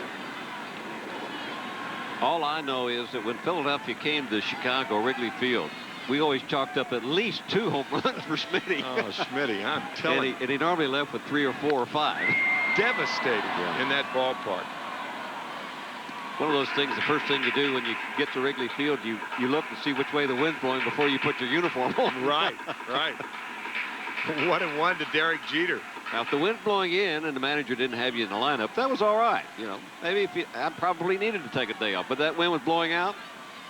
You got to be in the office talking to him. Pay to get in the ballpark. 2 balls and a strike to Derek Jeter. In my opinion, Wrigley Field's known obviously as a home run hitter's ballpark, but I don't think that it's really conducive to home runs unless the wind is blowing out. Normally the wind, and the 2 years that I played at Wrigley Field, blew from right field to left field, so it was really a, it was a deterrent for a left-handed hitter trying to hit the ball out in right field. Long way down the line in the well, 355 down the lines at Wrigley. But when the wind was blowing out, I mean, it popped fly flew out of Wrigley. Particularly the alleys, right center and left center, it's only 368. One of my another memorable game, 1979, a game that ended up 23-22. Phillies over the Cubs, 23-22.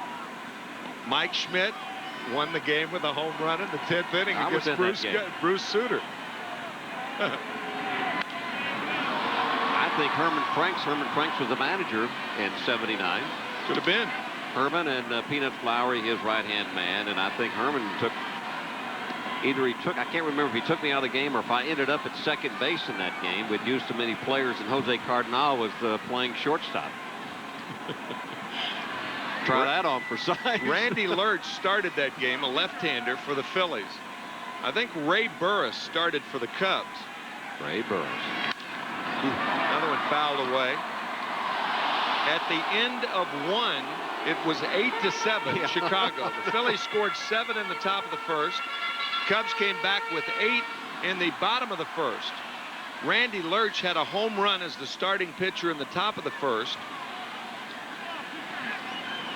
We used to have a lot of games like that as a New York Yankee when we would go to Fenway. I think I remember back in the early 70s, we played 2 or 3 years at Fenway and never won a game.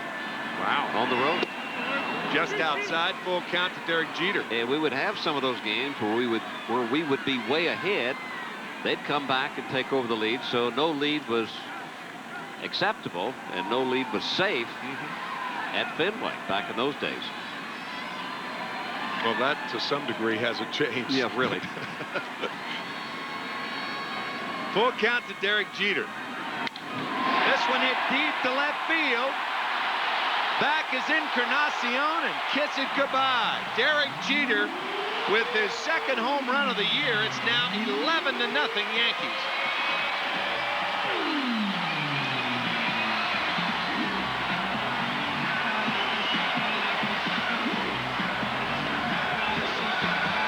Something Jeter has been working on all winter long, and that is the top end.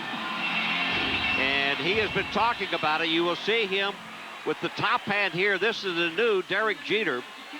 They've been featuring fastball, hard stuff inside on him all the time. Great contact there, but watch the top hand take over here, right there. And the full completion of the swing. A year ago, Jeter would inside out that ball to right field. Boy, with the top hand now and the talent that Jeter has, how many home runs could he hit? That was well explained, Bobby, because that top hand is almost the result of what you've done in the swing. You don't intentionally do it. It looks like Derek's talking about that right there. Paul O'Neill drove in 2 his last time up. He drove in a run with a sac fly his first time up. Great athletes take instruction real well. In other words, they say they're coachable. This one hit deep to right field. Higginson near the track makes the play. 2 outs. My point being, a guy like Derek Jeter, who's a great athlete, obviously, he probably has never been told how to use the top hand until now. But a guy like Derek Jeter can incorporate it now into his overall athleticism and make it work for him. As long as you don't get caught up with it, as long as you can remember a little bit more of the old Derek, and then when you start trying to jerk everything, that's when you fall into bad habits. One more look at it. Right there with the top hand and turning that sucker over. Boy, I like that because I was a top hand hitter. And I got overly top hand here at Yankee Stadium because of 296 down the right field line. I mean, I did everything with my top hand, and then when I got traded or when I went to Shea Stadium, it hurt me because I was at a bigger ballpark. As you can see here, watch the hands right there. See that top hand right there turning over. Great picture there. My director, Bill Webb. Great shot of that top hand. And you have to hit a ball like that for the most part, especially a ball that's up, if you pull it out of the ballpark. Grounded hard by the diving Clark. So Bernie Williams with hit number 3 on the year. And this Yankee attack is absolutely relentless. You know what happens now with a guy who has made an adjustment to the pitchers who used to pitch him hard inside. I'm talking about Derek Jeter. They will now have to make another adjustment back to Derek Jeter. And that's what baseball is all about. I think that's the greatest part of this game as far as batter to pitcher. Pitcher making the adjustment, batter making the adjustment back to the pitcher. We talked about Chili Davis yesterday. He hits a home run on a ball out over the plate from Brian Moeller. Moeller got him the next 2 times up on inside fastballs. Good point. I think he didn't make the adjustment. Yeah, that's right. But Moeller did. Yeah. 1 strike to Davis. That happens during a game. That happens during the course of a season. After all, the Tigers, Yankees face one another within a 10-day period. Yankees going to Tiger Stadium next week, but they don't face one another for another 2 months.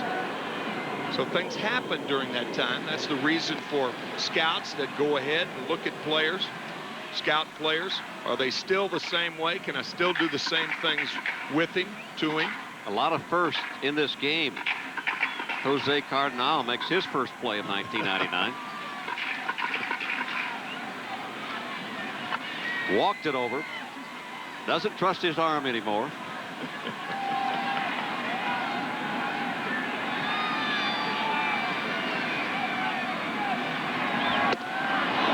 And Chili Davis is down with that inside high fastball. It's 11-0 Yankees. Orlando Hernandez has retired the first 15 Tigers. We'll be back. Tell them it wasn't easy. When they look back and see 125 wins, tell them we never took a single one for granted. Teach them about our passion and our patience. If they ask who was our star, give them 25 names. And if you forget our names, just tell them we were Yankees. What a difference the first year or the first week of a year makes. Last year, Joe Torre, through the Yankees' first 5 games, saw his team 1-4. This year, through the first 5, 4-1, and they're 11-0 ahead of the Tigers today. Joe Torre, Don Zimmer, of course, many Yankee fans saw David Wells pitch a perfect game last May 17th. Orlando Hernandez has retired 15 in a row. Now we get into the serious part of this ball game. And Bobby, you brought up a great point about, you know, all the elements available for Hernandez to do that. Well, it's a blowout, obviously. The Tigers have been beaten up in the first 2 games. They are probably about as low as they can be right now. So it's just go up there and hack and get the heck out of here without getting hurt. Line drive, scoop by Knobloch. Picked by Martinez. My goodness.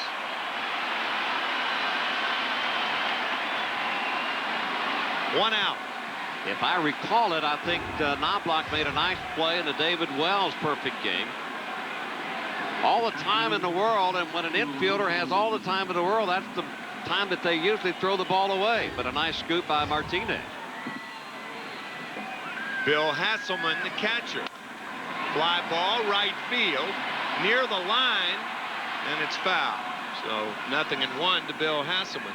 Yeah, the only thing about Chuck Knobloch, and again, to tell you what a great year Jeter had, Chuck Knobloch did have some problems throwing last year. I wouldn't say that it's still there only because of that throw, but that is reminiscent of his problems last year. And Jeter started getting him the ball a little quicker on double play balls to try to compensate for those throws to first base. Really a mystery from the Yankees side, because nobody ever saw that when he was with Minnesota. Won a Gold Glove over with Minnesota, and then last year he had problems on routine plays. I mean, just a short throw away, he would throw it in the dirt or couldn't get it over there, a la kind of what Steve Sachs went through with the mental part, being able just to throw the ball to first base. Fouled out of play, 0-2 to Hasselman. 11-0 Yankees here in the 6th inning. Orlando Hernandez has retired 16 in a row.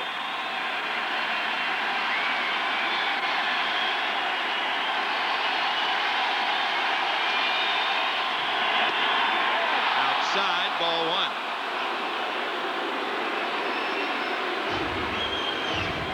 1. This, with 2 strikes on you, is too close to take. I mean, just barely missing outside. That looks like a strike to me.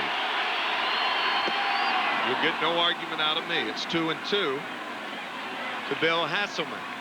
There's been an awful lot of talk with Hunter on deck, an awful lot of talk of centralizing the umpiring here in Major League Baseball. Strike 3 call. That is 17 in a row now, retired by Hernandez, who unusually has struck out the 3rd out of every inning thus far. And the perfect pitch right around the knees, catching the outside corner, and that's a knee buckler for Hasselman.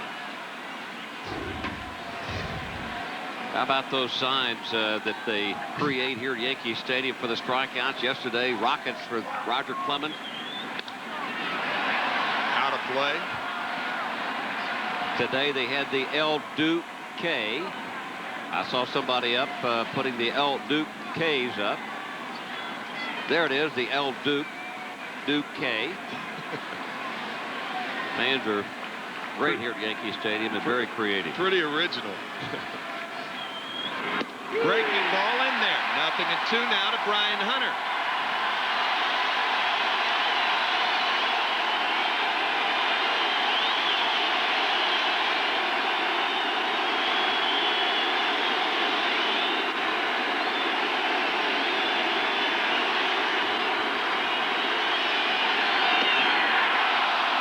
1 ball, 2 strikes.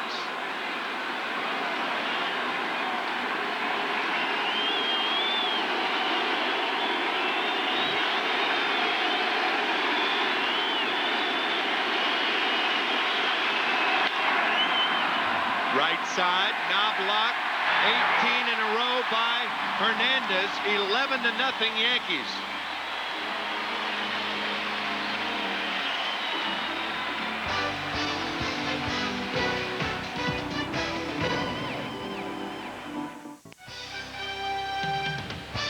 New York Yankees baseball on Fox 5 is brought to you in part by Infinity. Own one and you'll understand. And by J&R Music and Computer World, conveniently located at 23 Park Row in Lower Manhattan. And by Budweiser. Now is the perfect time to enjoy a brewery fresh Beechwood aged Budweiser. And by the all-new Jeep Grand Cherokee, the most capable sport utility ever.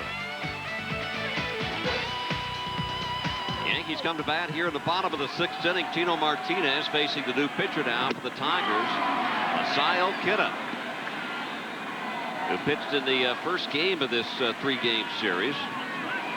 The Yankees kind of roughed him up a bit, though, Tim. Well, I should say so. Nothing in 1 now to Tino Martinez.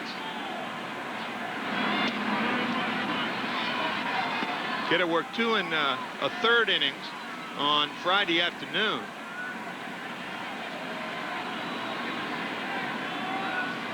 In for the youngster Baker Gratterall as Tino taps it towards second. 1 out here in the 7th inning. A 25-ring ceremony here at Yankee Stadium today. And Darryl Strawberry returning back to Yankee Stadium to receive his World Championship ring. So a lot of firsts happening today. Strawberry back for the first time. Strawberry still recuperating and getting in shape down in Florida and the Tampa Bay area. He has, I understand, finished his chemotherapy now for 1999, and will focus now on building his strength up. The first thing you got to do is take care of your health, and then you worry about getting yourself ready to play some baseball. Darryl will endeavor to do that down in Florida for about 10 days, then join the Columbus Clippers and get ready for his return to the big leagues. 0-2 now to Jorge Posada. I don't want anybody to take this the wrong way, but in spring training, Strawberry was, at that time, looked like he was more worried about making this ball club than he was about taking care of his own health. When he was undergoing chemotherapy, he was worried about, you know, getting his at-bats, playing in the outfield, and of course, that's just the competitive side of an athlete. Scott Brosius on deck. 11-0 Yankees. Orlando Hernandez has retired the first 18 Tigers to face him. Okita, 2 outs.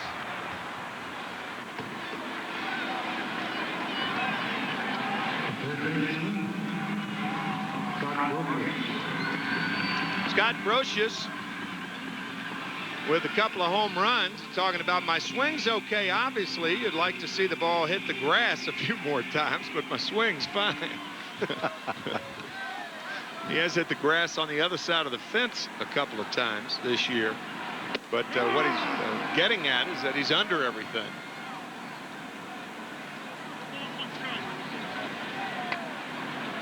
Both his hits for the '99 season have been home runs. He's 0 for 2 today. 0-2 now to Brosius. Masai Okita, as you mentioned, pitched in the game on Friday. He didn't feel or look as comfortable as he is today. Got a pretty good arm, and I don't think the Tigers really know a whole lot about this young man. One of 8 pitchers of Japanese heritage that have pitched in the major leagues. Of course, Hideki Arabu, Hideo Nomo. There's Hideki. Hideki pitching in the 9th inning at Oakland on Tuesday, make that Wednesday afternoon. Game started by Ramiro Mendoza. Low, ball 1, 1-2.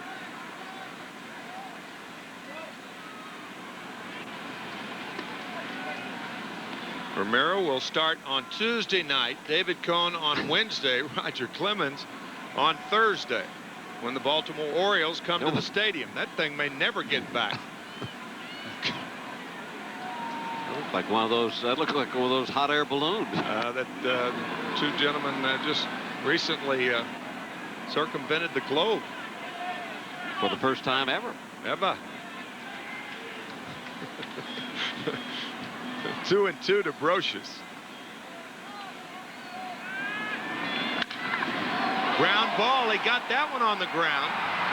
But Kidda knocked it down, and Cruz threw him out.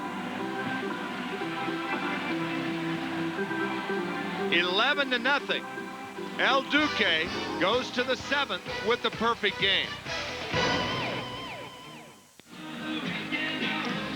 Well, the excitement building here at the top of the 7th. Yankees shutting out the Tigers 11-0, and it's all Orlando Hernandez right now. Here's how he got to this point. He's retired 18 in a row. If you can't hit it, how in the world are you going to get a base hit?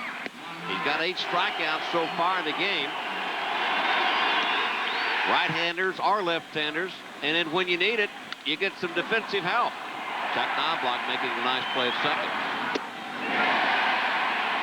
Juan Encarnacion swings at the slider. 0-1 to the Tiger left fielder.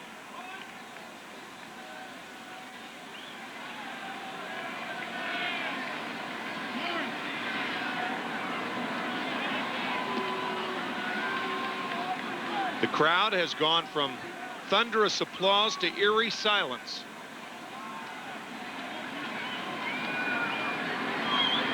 Strike 2.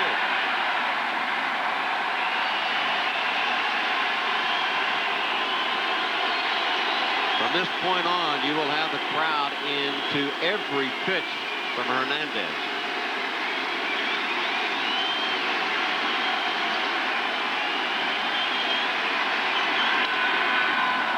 Out of play.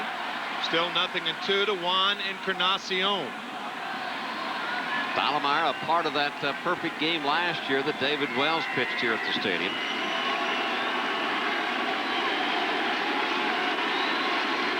We talked about players being focused on what is happening here at the stadium. After the 5th inning, they seem to really get into it.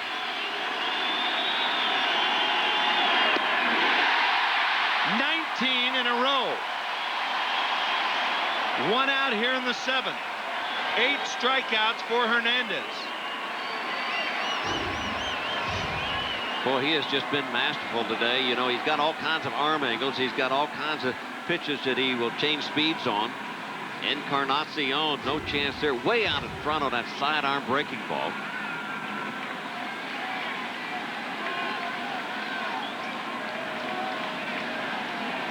Greg Jeffries.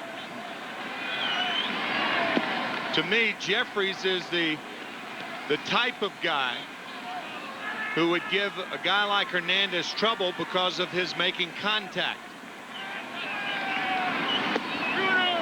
2 balls on Greg Jeffries. Jeffries, one of those guys like Knobloch, Jeter, that knows the strike zone very well.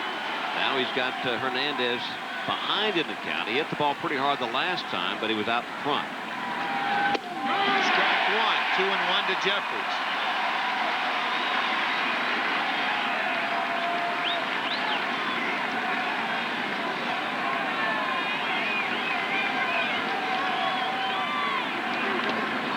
Ball 3. The first 3-ball and 1 count of the afternoon. He's had 4 3-2 counts. So he's behind Greg Jeffries, and he'll have to come in with the fastball. 11-0 Yankees here in the 7th. Ball 4. No hitter still in effect. Jeffries at first, and a big hand for Hernandez.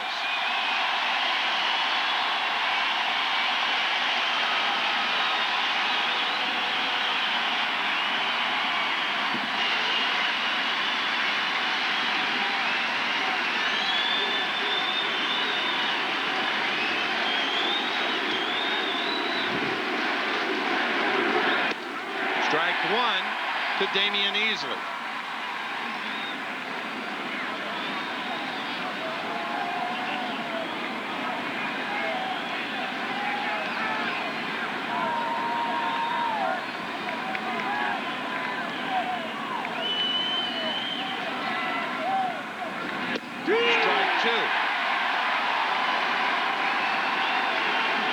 Duque has made a little bit of an adjustment this year from spring training on the advice of Roger Clemens on that shoulder. Last year, a lot of times that shoulder would fly out way too soon, and Roger said, look, kind of keep your glove up and concentrate on keeping the shoulder closed a little bit longer. Strike 3, 2 outs. Bobby, you can almost see him make a concerted effort to do that on that stretch and almost like dipping the left shoulder. I asked Jose Cardinal, as you take a look at it here, to ask Hernandez before today's ball game about that, and he says absolutely. He says that was one of the things, and he was showing me with his hand where he has his glove about how it was flying out and the shoulder wasn't staying closed long enough. And so you're right, it certainly appears that he's making a concentrated effort to keep that shoulder closed. Tony Clark. Breaking ball, strike 1. Appears to be working. Only one base runner today. Through 6 2/3, Hernandez has a no-hitter against the Tigers.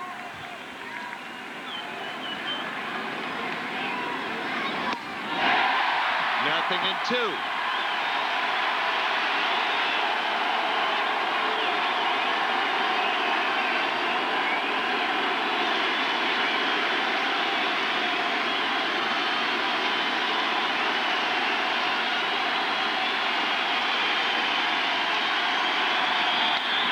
Line drive, base hit, right center field. So that breaks up the no-hitter as Tony Clark goes out of the strike zone for the first hit.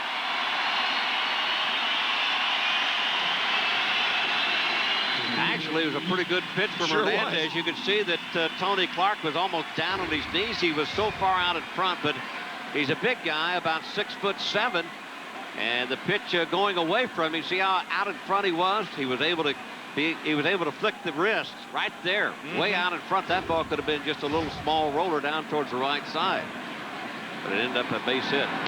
Dean Palmer takes a breaking ball, strike 1. Dean 0 for 2. He's flied to center, flied to right. So a no-hitter through 6 2/3. He had a perfect game with 1 out in the 7th, walking Greg Jeffries, and now Tony Clark with the first hit of the ball game.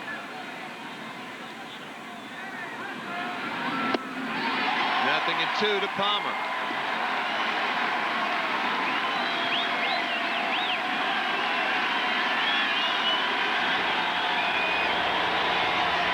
Now with the no-hitter and perfect game gone, we may see Dan Nolte in the 8th inning.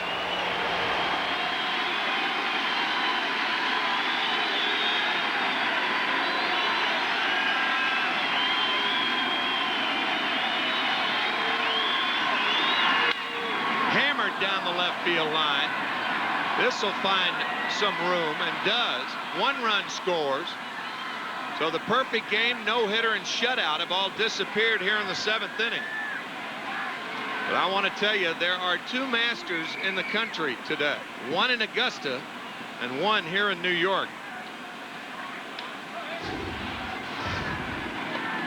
Maybe one of the only pitches that he hung today, and that was hung inside after making Palmer look so bad on the pitch prior to that. There was a good breaking ball down and away, and Palmer lashes the double down the left field line. Disappointment obviously on El Duque's face, but he's got 11-1 lead. Bobby Higginson, the right fielder. It's 11-1. New York inside to Higginson, who has struck out twice. First RBI of the year for Dean Palmer.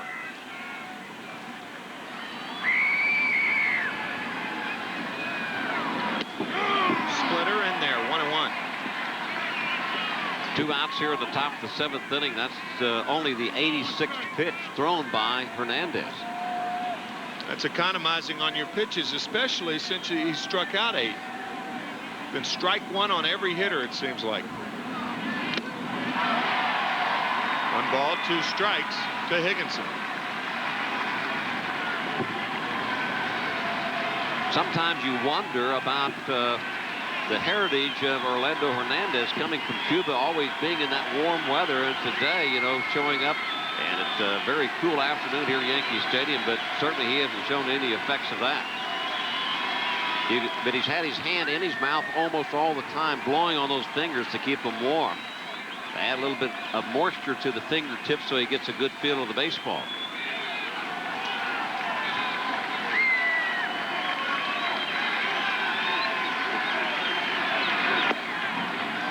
Two and two to Bobby Higginson.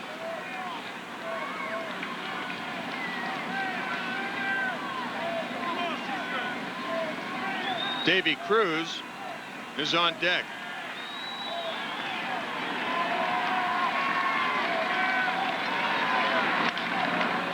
Pope toward first, and Martinez to Hernandez covering, and he will get a big hand as he leaves the field. 11-1 New York.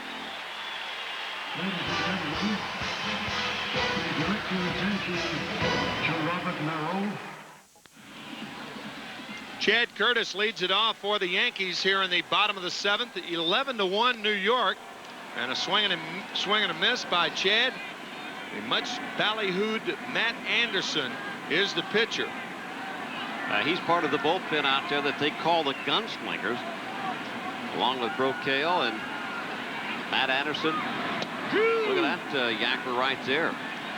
If Matt can ever corral it, he is going to be one of the better ones to come along in some time. As you take a look, we're going to take a look at Orlando Hernandez. After that, it looks like he's through as Curtis is down. Wicked curveball, one out here in the 7th. There's El Duque. Second baseman. Well, obviously disappointed not only in the perfect game, but also the no-hitter, but at least he's had an opportunity to experience that and taste it, and he can take that and build upon it. And he was talking, I think he was talking about Tony Clark. You know, Tony Clark reaching out, he had him way out in front and flicked the wrist for the base hit. I think that's what he was talking about. Chuck Knobloch, and it's inside from Anderson. Anderson only 22 years old. One of the top prospects in this Tiger organization. He was the first pick overall selection in 1997. He's one of those guys that gets it up there around 100 miles an hour when he is really on. And we've seen the curveball. So you talk about a gunslinger, this is called a young gunslinger. He is a Wyatt Earp as compared to a Doc Holliday. He's from Houston, Texas. As you look at Todd Jones, newly hair-suited, as Knobloch walks with one out, and that'll bring up Derek Jeter.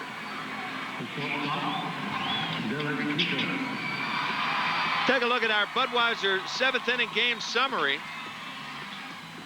Almost 2 sheets. O'Neill with a sac fly. Bernie Williams, an RBI single. Posada, that 3rd inning could go to 2 pages. Brocious sac fly. Yankees sent 13 hitters to the plate, scoring 8 runs. Paul O'Neill. Now it's Jeter, jammed over to make the play as Brian Hunter. Nice play by Hunter. The ball fooled him, it appeared. Enough hang time for him to make the diving play. 2 outs. I think that's the reason Hunter didn't catch that triple in left center field yesterday, because Hunter's got him played well over towards the right field side. Otherwise, Hunter would have never been able to pick that fly ball up.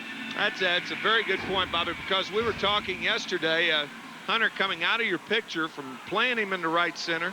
Why he didn't make that play in left center? Yeah, really. Usually with the ball with that much hang time, you do make it. Here's Paul O'Neill.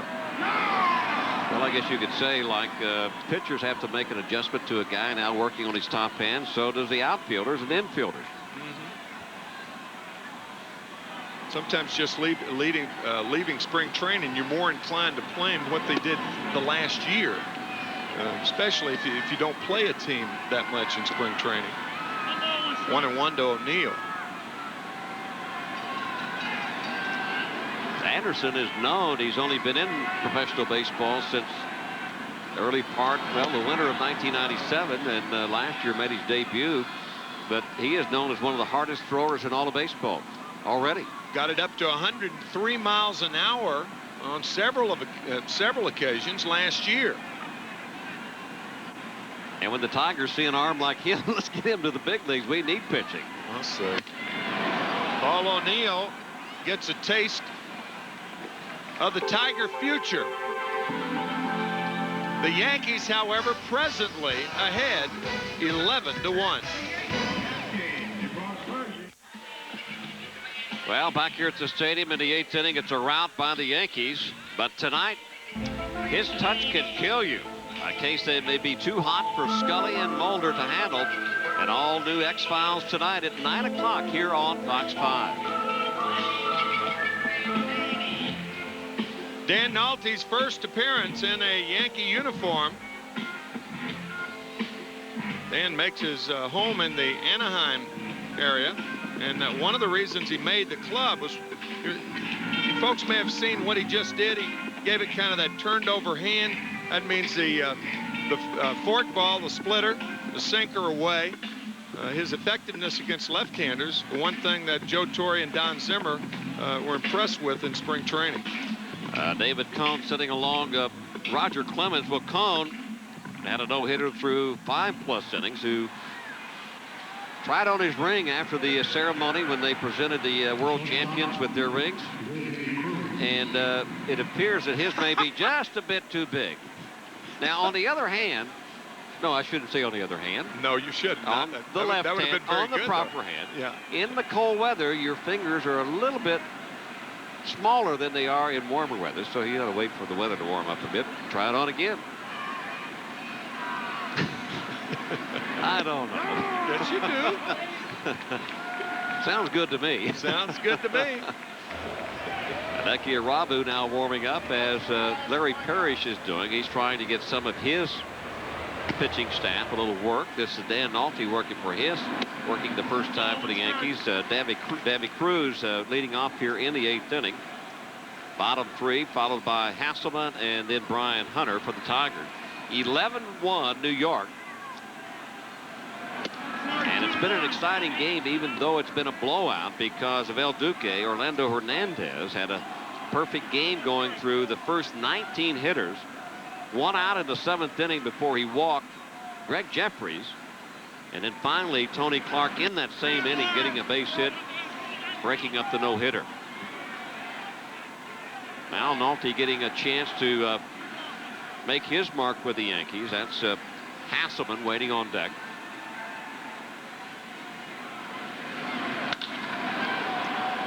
Out into left center field.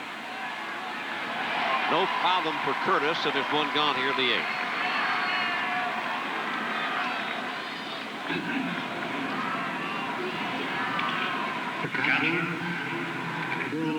Dan obtained by the Yankees for Alan Butler, a third baseman, during the winter, November 16th.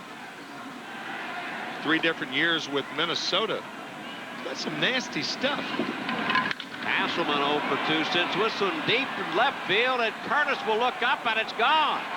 So the first pitch to Hasselman hit out of the ballpark for his first base hit, and obviously his first home run and RBI of 1999.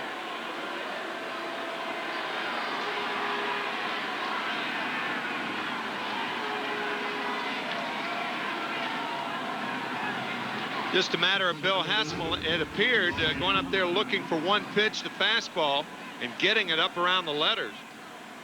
And he hits it hard to left field for his first hit of the 99 season. Now this is Brian Hunter. You know, if you're not getting the job done like Nolte with the fastball and the breaking ball, and you're working on a new pitch like the split finger, that's how you can make an adjustment. What a play by Brocious just to knock the ball down. Of course, you can't throw out the speedy Hunter. But a nice play holding Hunter to a single. That's going to be a double all the way down the left field line if he doesn't get some leather on it.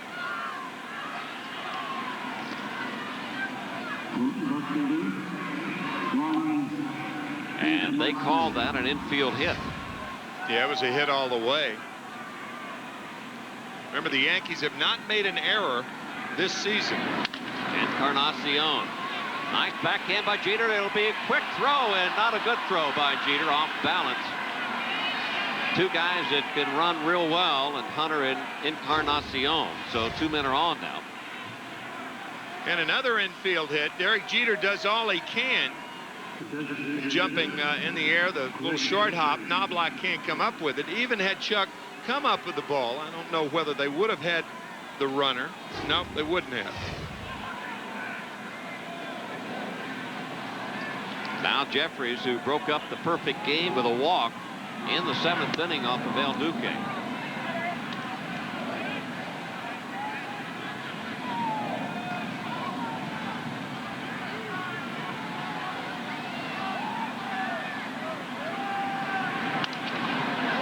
During your catching days, and I don't think that I've looked to see, did you catch, how many no-hitters did you catch? 2.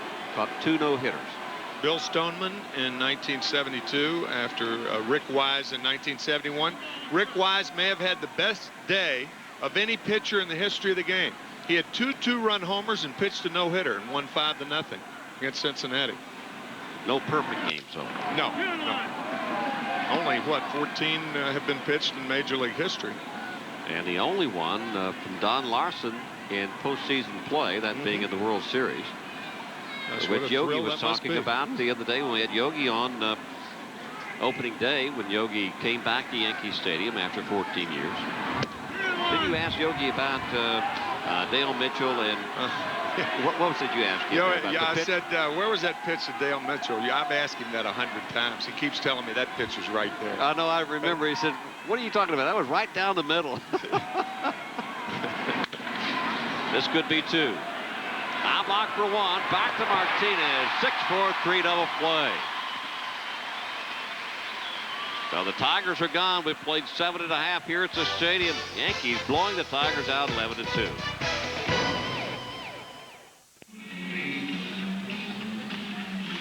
All right, bottom of the 8th coming up for the Yankees. A new pitcher for the Detroit Tigers. Todd Jones will come in, but let's talk about the upcoming homestand against the Orioles, and really the first test, I guess, for the Yankees this year, 1999. Tuesday, 7:30, Mendoza will go for the Yankees, and Juan Guzman for the Orioles. And Wednesday and Thursday nights also at 7:30. Tickets available at the stadium ticket windows and Ticketmaster. Should be exciting that the Orioles coming into town. It's been talked about that the Orioles, with the new addition of Albert Bell, will be the first time we see him in an Oriole uniform. Also, excuse me, Tim, I'm just going to say, change at second base. Luis Garcia now playing second base in place of Easley for the Tigers. What a matchup on Thursday night here at the stadium. It's going to be Roger Clemens against Mike Mussina. Whew.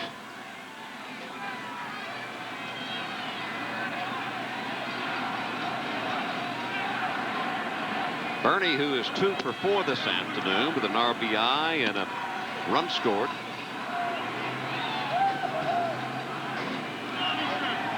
The Yankees lead it 11-2. Talking about getting some work in. Todd Jones, normally the closer for this Tiger ball club, but he hasn't had an opportunity to worry about that in this series, so he's in here to get a little work right now.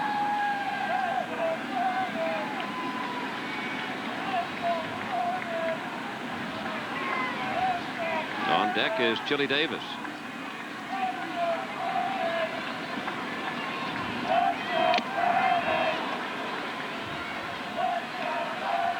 Todd Jones with the same stuff but different hair. We may see Arabu in the 9th inning. Looks that way then.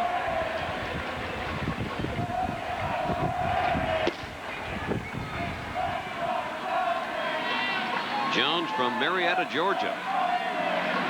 Talk about a guy who throws across. Like a bulldog. Yeah, he does. You know, we talked about it the other day about the left-hander for the Pirates, Runyon, or for the Tigers, Sean Runyon in Game 1, about how he throws across his body. Todd Jones is the right-handed version of that. This is a real strain on the shoulder right there. Sometimes that's one of the reasons that a pitcher is so tough. and his motion isn't fluid. You can almost see the strain in that right shoulder. Usually it happens in the back of the shoulder when you throw across your body like that, but Todd's held up pretty well. He's had a fine career.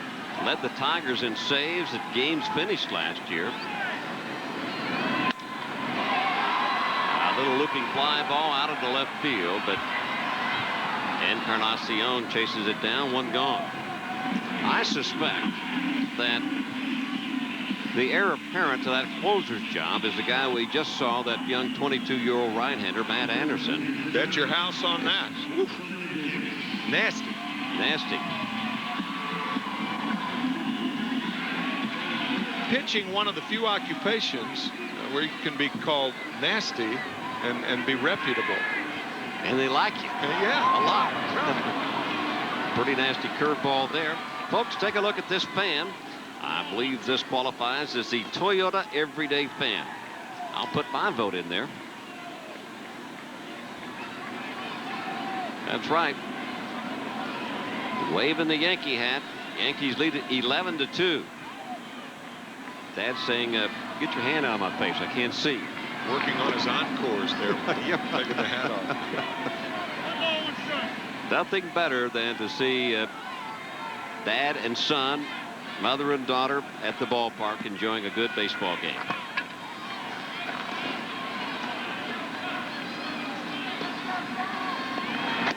My kids, when they came to the ballpark here in the 70s, especially my son, he was always underneath playing with all the other kids. They had their own game going on underneath the stadium here in the tunnelway. And they never had a clue what was going on in the real baseball game. They had their own game going. Could care less. Yeah, and they loved every minute of it. And when we got ready to leave, they were mad. Their game wasn't over, but yours was. Their game was never over.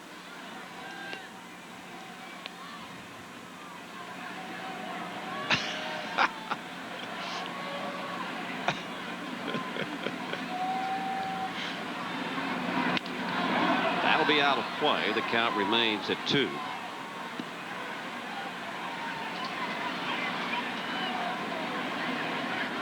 Davis, a couple of hits on the day so far with a run scored.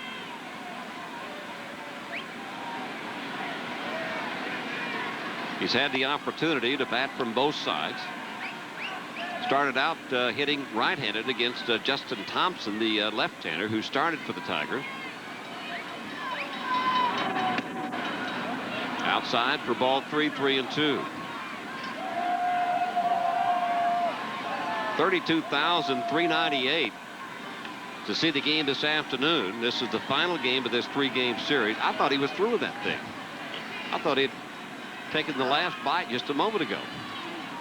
He must have got his sisters. It's a good thing that stuff dissolves quickly. That stuff being cotton candy. That stuff being pure sugar is what, yeah. what that is. It's funny. You eat cotton candy as a child until you're like 11, and then you don't eat it for like 10 years, and you taste it again, and you go, I ate that? Along with a chili dog as Tilly Davis takes a base on balls from Todd Jones. So a runner on for the Yankees here in the 8th inning.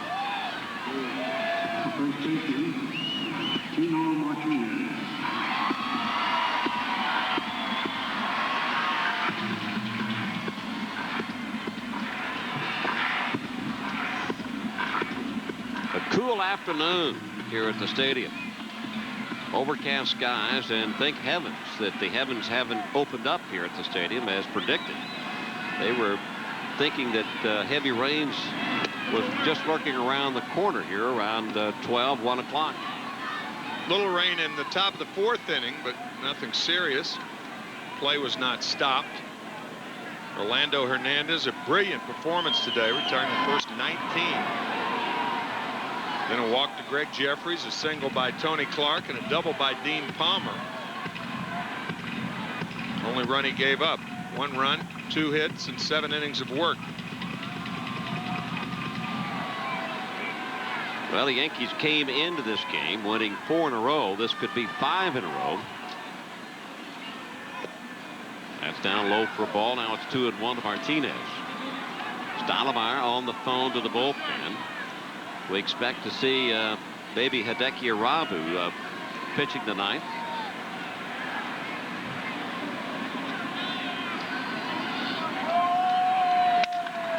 Back up the middle.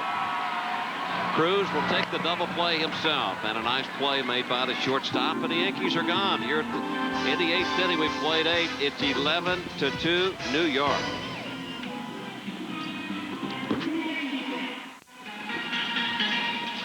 Well, it won't be Hideki Irabu. It's going to be Dan Nolte pitching here in the top of the 9th inning. Yankees lead it 11-2. Beautiful look. What bridge is that there? GW. Is that the GW? Triborough. Triborough. Okay, well, we'll go right down the line. We'll finally get to it. We'll get to it. Let's take a look at today's red-hot connection, which occurred in the 7th inning. And it's El Duque in our red-hot connection. He struck out 8 of the game. He had a perfect game going on, and he retired the first 19 hitters that he faced in this game before a walk to Greg Jeffries. That was Encarnacion striking out. And this is the last hope for the Detroit Tigers. Garcia leads it off. He came in to play second base for Easley last inning. So he gets a chance to hit. Long run for Bernie Williams. He's got a beat on it. One gone.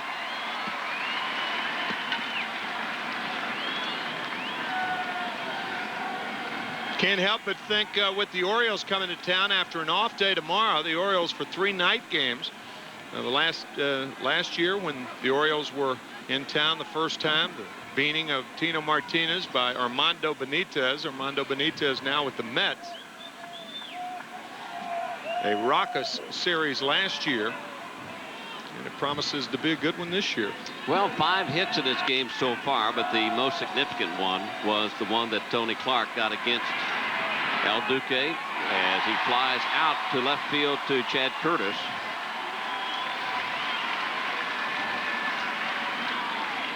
But we want to remind you that we will be back on the air next Saturday when the Yankees battle this same ball club, the Tigers. We're going to be in Motown for that. All the Yankee action Saturday afternoon at 1 o'clock right here on Fox 5. Tim McCarver, myself, will be in Tiger Stadium, and it's not long before they start tearing Tiger Stadium down. They're going to move into a new ballpark. Co-America, I guess, is going to be the name of that new ballpark in Detroit, and I'm looking forward to that. Yeah, of course, Tiger Stadium, as it exists right now, perhaps the best hitting ballpark in the country. I love that ballpark. Gosh. In America. Yeah, I mean. In the world. Yeah. Except for Wrigley Field when the wind's blowing out. Yeah. On the ground, Groshek. And the game is over. Don Zimmer, as he said yesterday, I guess I managed a pretty darn good game, but he did another good managing job today. The Yankees have now won 5 in a row and sweeping the first 3-game series here at Yankee Stadium. El Duque gets his 2nd win of the year. Paul O'Neill continues his hitting, and the Yankees, Tim, really blew it open in the bottom of the 3rd inning with 8. Just an overpowering performance by the Yankees in this 3-game series. They win 12-3, 5-0, and 11-2. And what a remarkable performance by Orlando Hernandez, retiring the first 19 and ending up giving up only 1 run and 2 hits over 7. I guess if you talk to the Tiger players right now, they would be certainly convinced that this certainly is a World Championship ball club. That'll bring a smile to your face no matter what kind of pain you're in. Winners laugh and tell jokes.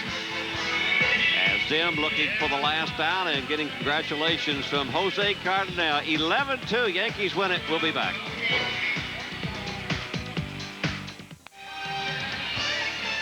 The York Yankees baseball on Fox 5 has been brought to you in part by General Motors, the company you can count on wherever life takes you. That's General Motors, people in motion. And by Thumann's. Remember, fans, when it comes to Thumann's, they're the deli best. And by American Express, wherever you are, whatever you're doing, American Express helps you do more. Well, the Yankees win it 11-2, sweeping the Tigers.